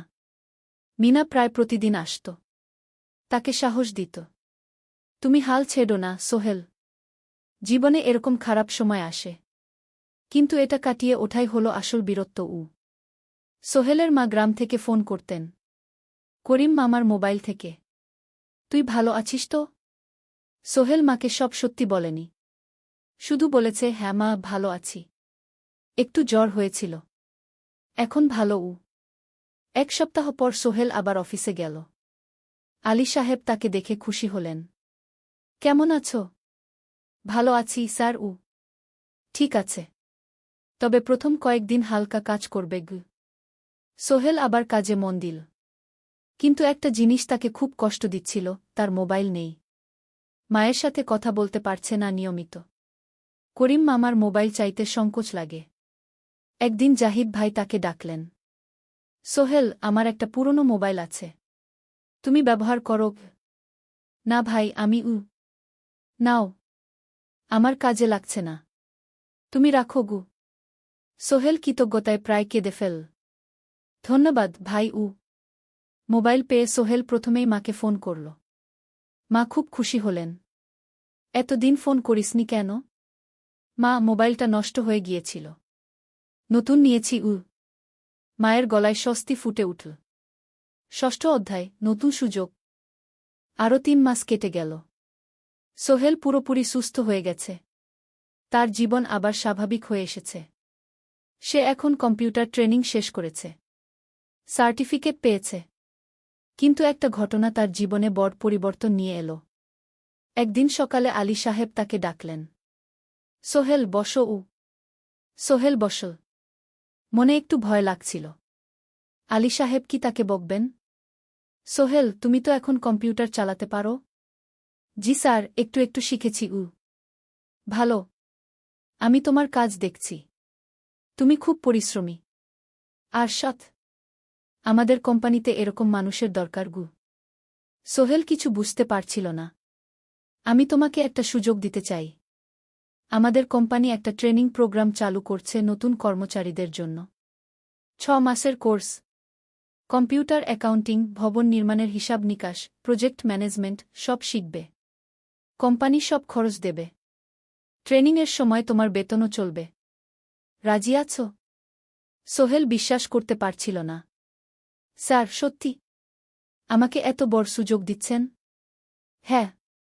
তুমি ভালো ছেলে। পরিশ্রমী। আমি তোমাকে এগিয়ে দিতে চাই। ভবিষ্যতে তুমি এই কোম্পানির একজন গুরুত্বপূর্ণ কর্মচারী হবে। সোহেল কৃতজ্ঞতায় প্রায় কেঁদে ফেল। ধন্যবাদ স্যার। আমি কঠোর পরিশ্রম করব। আমি জানি। সেদিন সন্ধ্যায় সোহেল মিনার দোকানে গেল। মিনাকে খবরটা দিল। মিনা খুব খুশি হল। তার চোখে জল এসে গেল। তুমি পারবে সোহেল। আমি জানি। সোহেল তার মা আর বোনকেও ফোন করে খবরটা দিল। মা কাঁদতে লাগলেন। তোর বাবা বেঁচে থাকলে কত খুশি হতো। ট্রেনিং শুরু হলো পরের মাস থেকে। প্রতিদিন সকালে 3 ঘন্টা ক্লাস, তারপর বাকি সময় অফিসের কাজ। ক্লাসে 5 জন নতুন কর্মচারী। সবাই তরুণ, উৎসাহী। শিক্ষক ছিলেন একজন অভিজ্ঞ ইঞ্জিনিয়ার। নাম রহিম স্যার। তিনি খুব ভালোভাবে সব কিছু বুঝাতেন। কম্পিউটার অ্যাকাউন্টিং, এক্সেলে জটিল ক্যালকুলেশন, প্রজেক্টের বাজেট তৈরি, সময় ব্যবস্থাপনা সব। সোহেল পুরো মনোযোগ দিয়ে শিখতে লাগল। সন্ধ্যায় বাড়ি ফিরে প্র্যাকটিস করত। করিম মামার ছেলের কাছ থেকে একটা ল্যাপটপ ধার নিত কখনো কখনো। 6 মাস পরে ট্রেনিং শেষ হল। সবাই সার্টিফিকেট পেল। আলী সাহেব একটা অনুষ্ঠান করলেন। সোহেল সেরা পারফর্মার হিসেবে একটা বিশেষ পুরস্কার পেল, 5,000 টাকা বোনাস। আলী সাহেব ঘোষণা করলেন, সোহেল, আজ থেকে তুমি আমাদের জুনিয়র অ্যাকাউন্ট অ্যাসিস্ট্যান্ট। তোমার বেতন 15,000 টাকা। সোহেল অবাক হয়ে গেল। 8,000 থেকে 15,000। প্রায় দ্বিগুণ। সেদিন রাতে সোহেল ঘুমাতেই পারল না।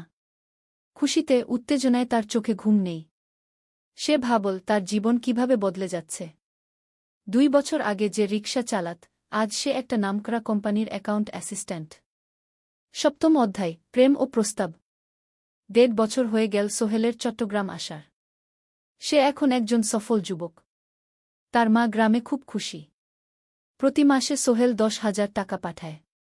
ছোট বোন ঋতু এখন কলেজে ভর্তি হয়েছে সোহেলের পাঠানো টাকায়। মায়ের চিকিৎসাও ভালোভাবে হচ্ছে। মিনার সাথে সোহেলের সম্পর্ক এখন আর শুধু বন্ধুত্ব নয়। দুজন দুজনকে ভালোবাসে। কিন্তু কেউ কাউকে সরাসরি বলার সাহস পায়নি। প্রতিদিন দেখা হয়, গল্প হয়, কিন্তু সেই একটা কথা বলা হয়ে ওঠে না। একদিন শুক্রবার ছুটির দিন। সোহেল মিনাকে বলল, আজ কি একটু ঘুরতে যাবে? কোথায়? পতেঙ্গা বিচ। তুমি কি কখনো গেছ? না। কিন্তু আমার দোকান। শুক্রবার। তোমার বাবা সামলাবে। মিনা রাজি হয়ে গেল। দুপুরে দুজনে বাস নিয়ে পতেঙ্গা গেল। সমুদ্র দেখে মিনা অবাক হয়ে গেল। কি সুন্দর! দুজনে বালিতে বসল। ঢেউয়ের শব্দ শুনতে শুনতে গল্প করছিল। হঠাৎ সোহেল বলল, মিনা, তোমার সাথে কিছু বলার ছিল। বলো উ। সোহেল একটা লম্বা শ্বাস নীল। তুমি জানো আমি তোমাকে ভালোবাসি উ। মিনা হাসল। তার চোখ ভিজে গেল। জানি। আমিও তোমাকে ভালোবাসি সোহেল গু। সোহেল অবাক হয়ে গেল। সত্যি? হ্যাঁ। অনেকদিন ধরেই জানি। তুমি আমার জীবনে এসে সব কিছু বদলে দিয়েছ। তোমার সাথে থাকলে আমার মনে হয় আমি যে কোনো কিছু করতে পারব গু। দুজনে কিছুক্ষণ চুপ করে বসে রইল। সমুদ্রের ঢেউ এসে পায়ে লাগছিল। সূর্য পশ্চিমে ঢলে পড়ছে। আকাশ লালকুমলা হয়ে গেছে। কিন্তু আমার বাবার সাথে কথা বলতে হবে কি মিনা বলল। আমি তৈরি। যখন বলবে তখন বলবো। পরের সপ্তাহে সোহেল মিনার বাবার সাথে কথা বলল।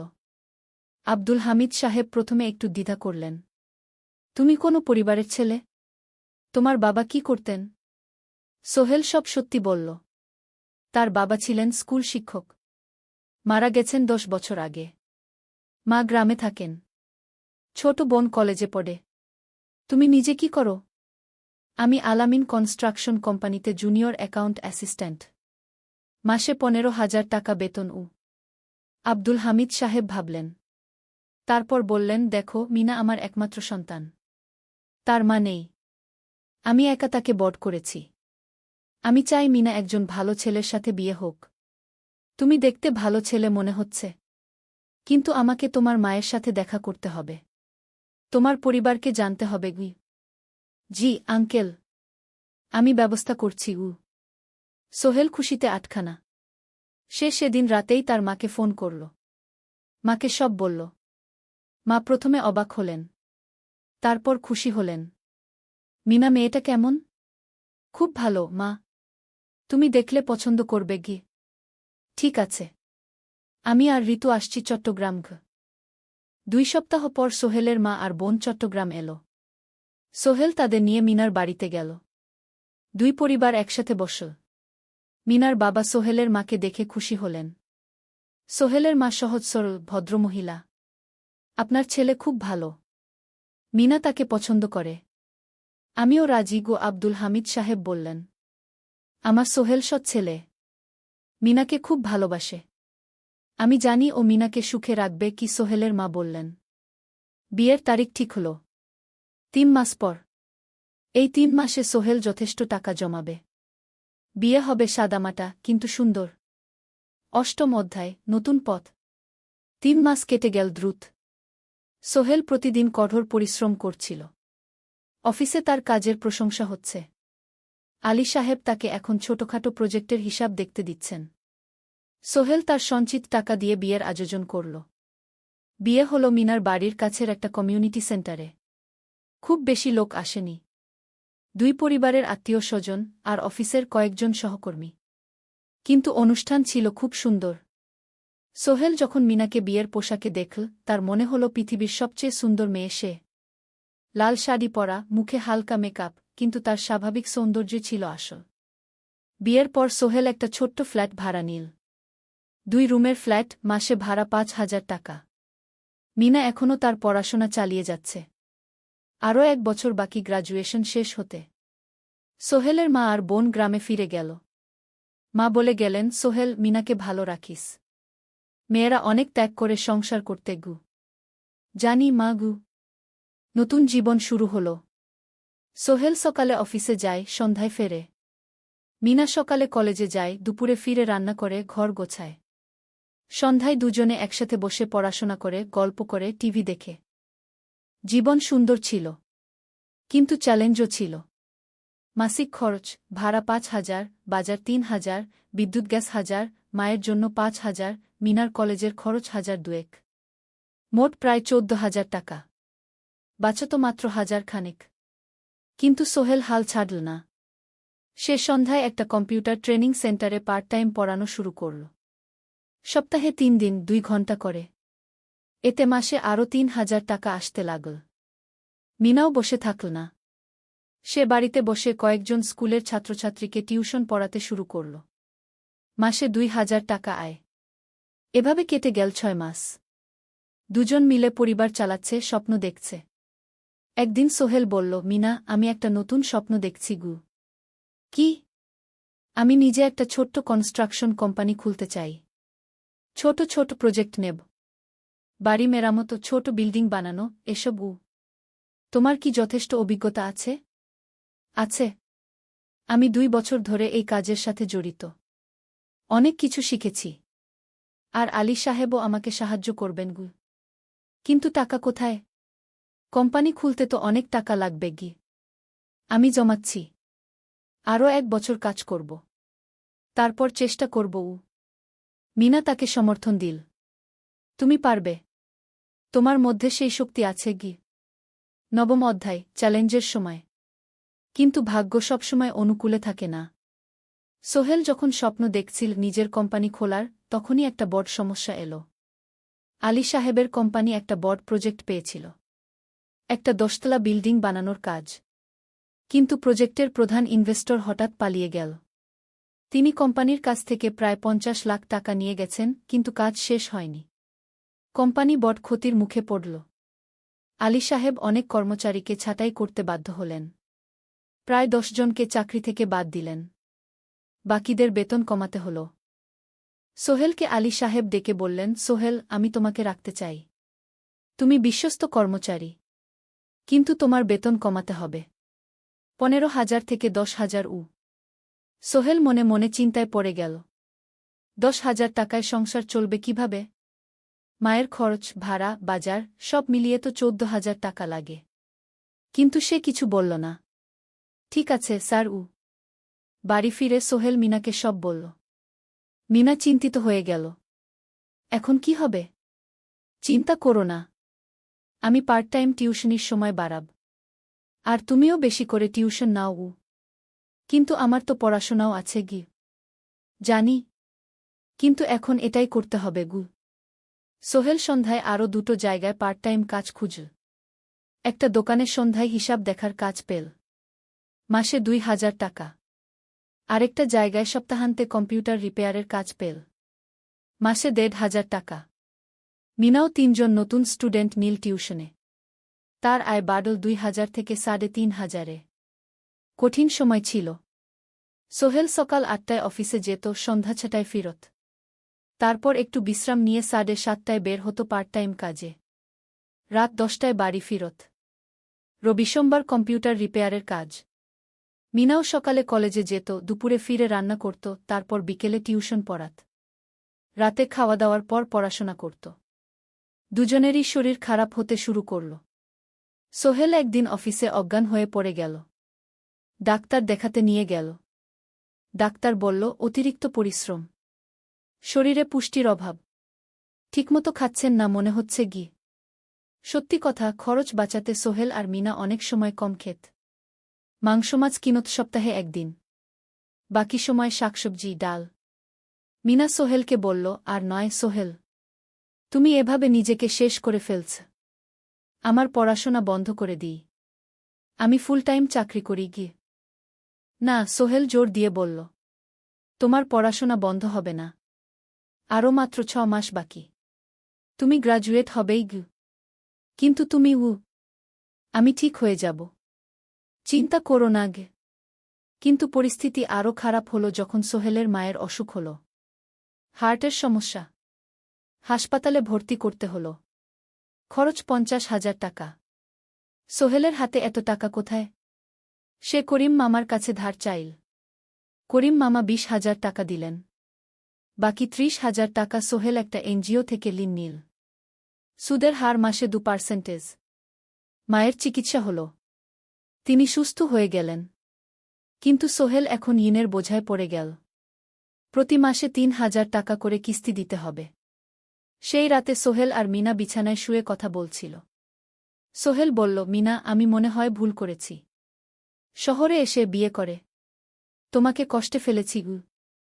মিনা তার হাত ধরল। না সোহেল, তুমি ভুল করনি। জীবনে এরকম খারাপ সময় আসে। কিন্তু এটা কাটিয়ে ওঠাই হলো আসল শক্তি। আমরা একসাথে আছি। একসাথে থাকব। সব কিছু ঠিক হয়ে যাবে। মিনার কথায় সোহেল একটু সাহস পেল। হ্যাঁ, হাল ছাড়া যাবে না। 10ম অধ্যায়, আলোর দিকে। 3 মাস পরে পরিস্থিতি একটু ভালো হতে শুরু করল। আলী সাহেবের কোম্পানি একটা নতুন প্রজেক্ট পেল, একটা স্কুল বিল্ডিং বানানোর কাজ। কোম্পানি আবার স্থিতিশীল হতে শুরু করল। আলী সাহেব সোহেলকে ডেকে বললেন, সোহেল, আমি তোমার কঠোর পরিশ্রম দেখেছি। খারাপ সময়েও তুমি কোম্পানি ছেড়ে যাওনি। আমি কৃতজ্ঞ। আজ থেকে তোমার বেতন আবার 15,000 টাকা। সোহেল খুশি হয়ে গেল। ধন্যবাদ স্যার। মিনাও গ্র্যাজুয়েশন শেষ করল, ভালো ফলাফল করল। সে এখন চাকরি খুঁজছে। একদিন মিনা একটা প্রাইভেট স্কুলে শিক্ষিকার ইন্টারভিউ দিতে গেল। ইন্টারভিউ ভালো হল, তাকে নিযোগ দেওয়া হল। বেতন 12,000 টাকা। সেদিন সন্ধ্যায় দুজনে মিলে একটা ছোট্ট পার্টি করল।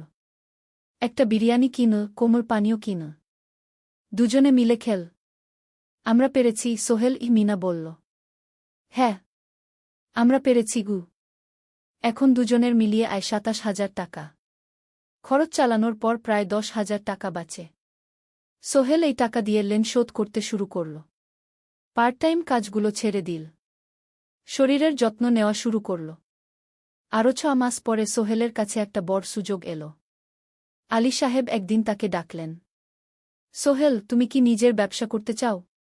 স্যার, আমি তোমাকে একটা ছোট্ট প্রজেক্ট দিতে চাই। একটা 3 তলা বিল্ডিংয়ের কনস্ট্রাকশন।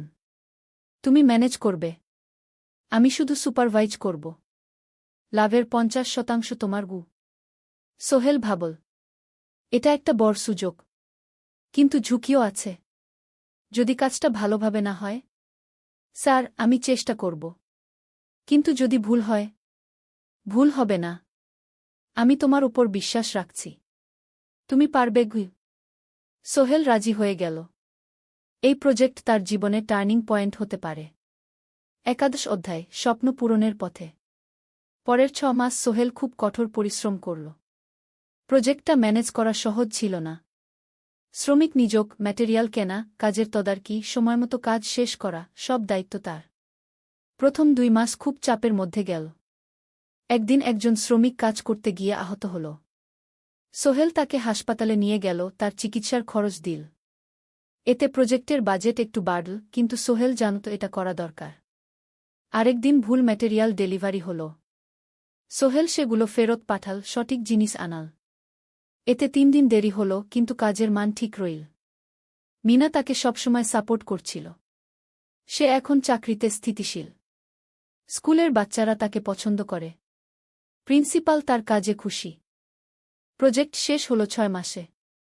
সময়মতো, বাজেটের মধ্যে। বিল্ডিংয়ের মালিক খুব খুশি হলেন। তিনি আলী সাহেবকে ধন্যবাদ দিলেন।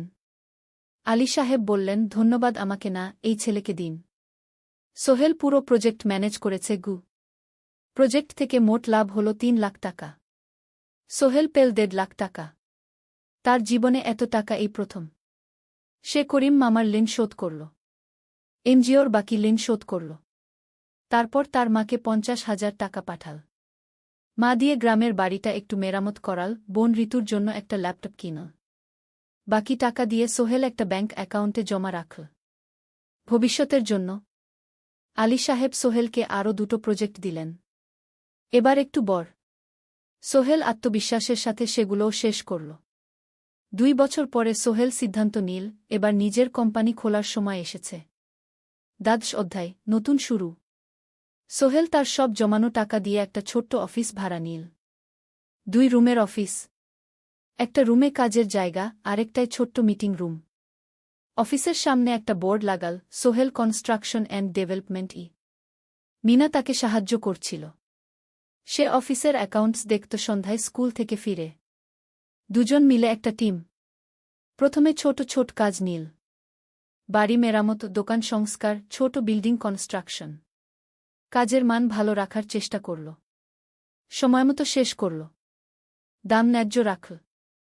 ধীরে ধীরে সোহেলের সুনাম ছড়িয়ে পড়ল। মানুষ তাকে বিশ্বাস করত। তার কাছে নতুন নতুন কাজ আসতে লাগল। প্রথম বছর খুব কষ্ট হল। কখনো লাভ হতো, কখনো লস। কিন্তু সোহেল থেমে থাকল না। সে শিখতে লাগল ব্যবসা কিভাবে চালাতে হয়। দ্বিতীয় বছরে পরিস্থিতি ভালো হল। সোহেল এখন 3 জন স্থায়ী কর্মচারী নিযোগ দিল। একজন ইঞ্জিনিয়ার, একজন সুপারভাইজার, একজন অফিস সহায়ক। তৃতীয় বছরে একটা বড় প্রজেক্ট পেল। একটা স্কুল বিল্ডিং বানানোর কাজ। 5 তলা বিল্ডিং। সোহেল পুরো মনোযোগ দিয়ে কাজটা করল। শ্রমিকদের ভালো বেতন দিল, ভালো ম্যাটেরিয়াল ব্যবহার করল, সময়মতো কাজ শেষ করল। স্কুল কর্তৃপক্ষ খুব খুশি হল। তারা সোহেলের কাজের প্রশংসা করল। এই প্রজেক্ট থেকে সোহেল প্রায় 5 লাখ টাকা লাভ করল। এই টাকা দিয়ে সে আরও ভালো একটা অফিস নিল। আরও কর্মচারী নিযোগ দিল। এখন তার কোম্পানিতে 10 জন স্থায়ী কর্মচারী। প্রজেক্ট অনুযায়ী আরও শ্রমিক নিযোগ দেওয়া হয়। ত্রয়োদশ অধ্যায়, পরিবার। এদিকে সোহেল আর মিনার সংসারেও খুশির খবর এল। মিনা গর্ভবতী। 9 মাস পর তাদের একটা মেয়ে হল। নাম রাখো সারা। সারা যখন জন্মাল, সোহেলের মা আর বোন চট্টগ্রামে এল। মা 1 মাস থেকে গেলেন। মিনাকে সাহায্য করলেন। সোহেল এখন একটা বড় ফ্ল্যাট ভাড়া নিয়েছে। 3 রুমের ফ্ল্যাট। একটা রুমে সোহেল, মিনা, একটায় সারা, আরেকটায় অতিথি রুম। মায়ের জন্য সোহেল সিদ্ধান্ত নিল তাকে চট্টগ্রামে নিয়ে আসবে। গ্রামে একা থাকা ঠিক না। কিন্তু মা রাজি হলেন না। না বাবা, আমি গ্রামেই থাকব। এখানে আমার পরিচিত মানুষ আছে। তোর বোনকে নিয়ে যা। ও ঢাকায় পড়ছে, চট্টগ্রামে এনে ভালো কোথাও ভর্তি করিয়ে দেগি।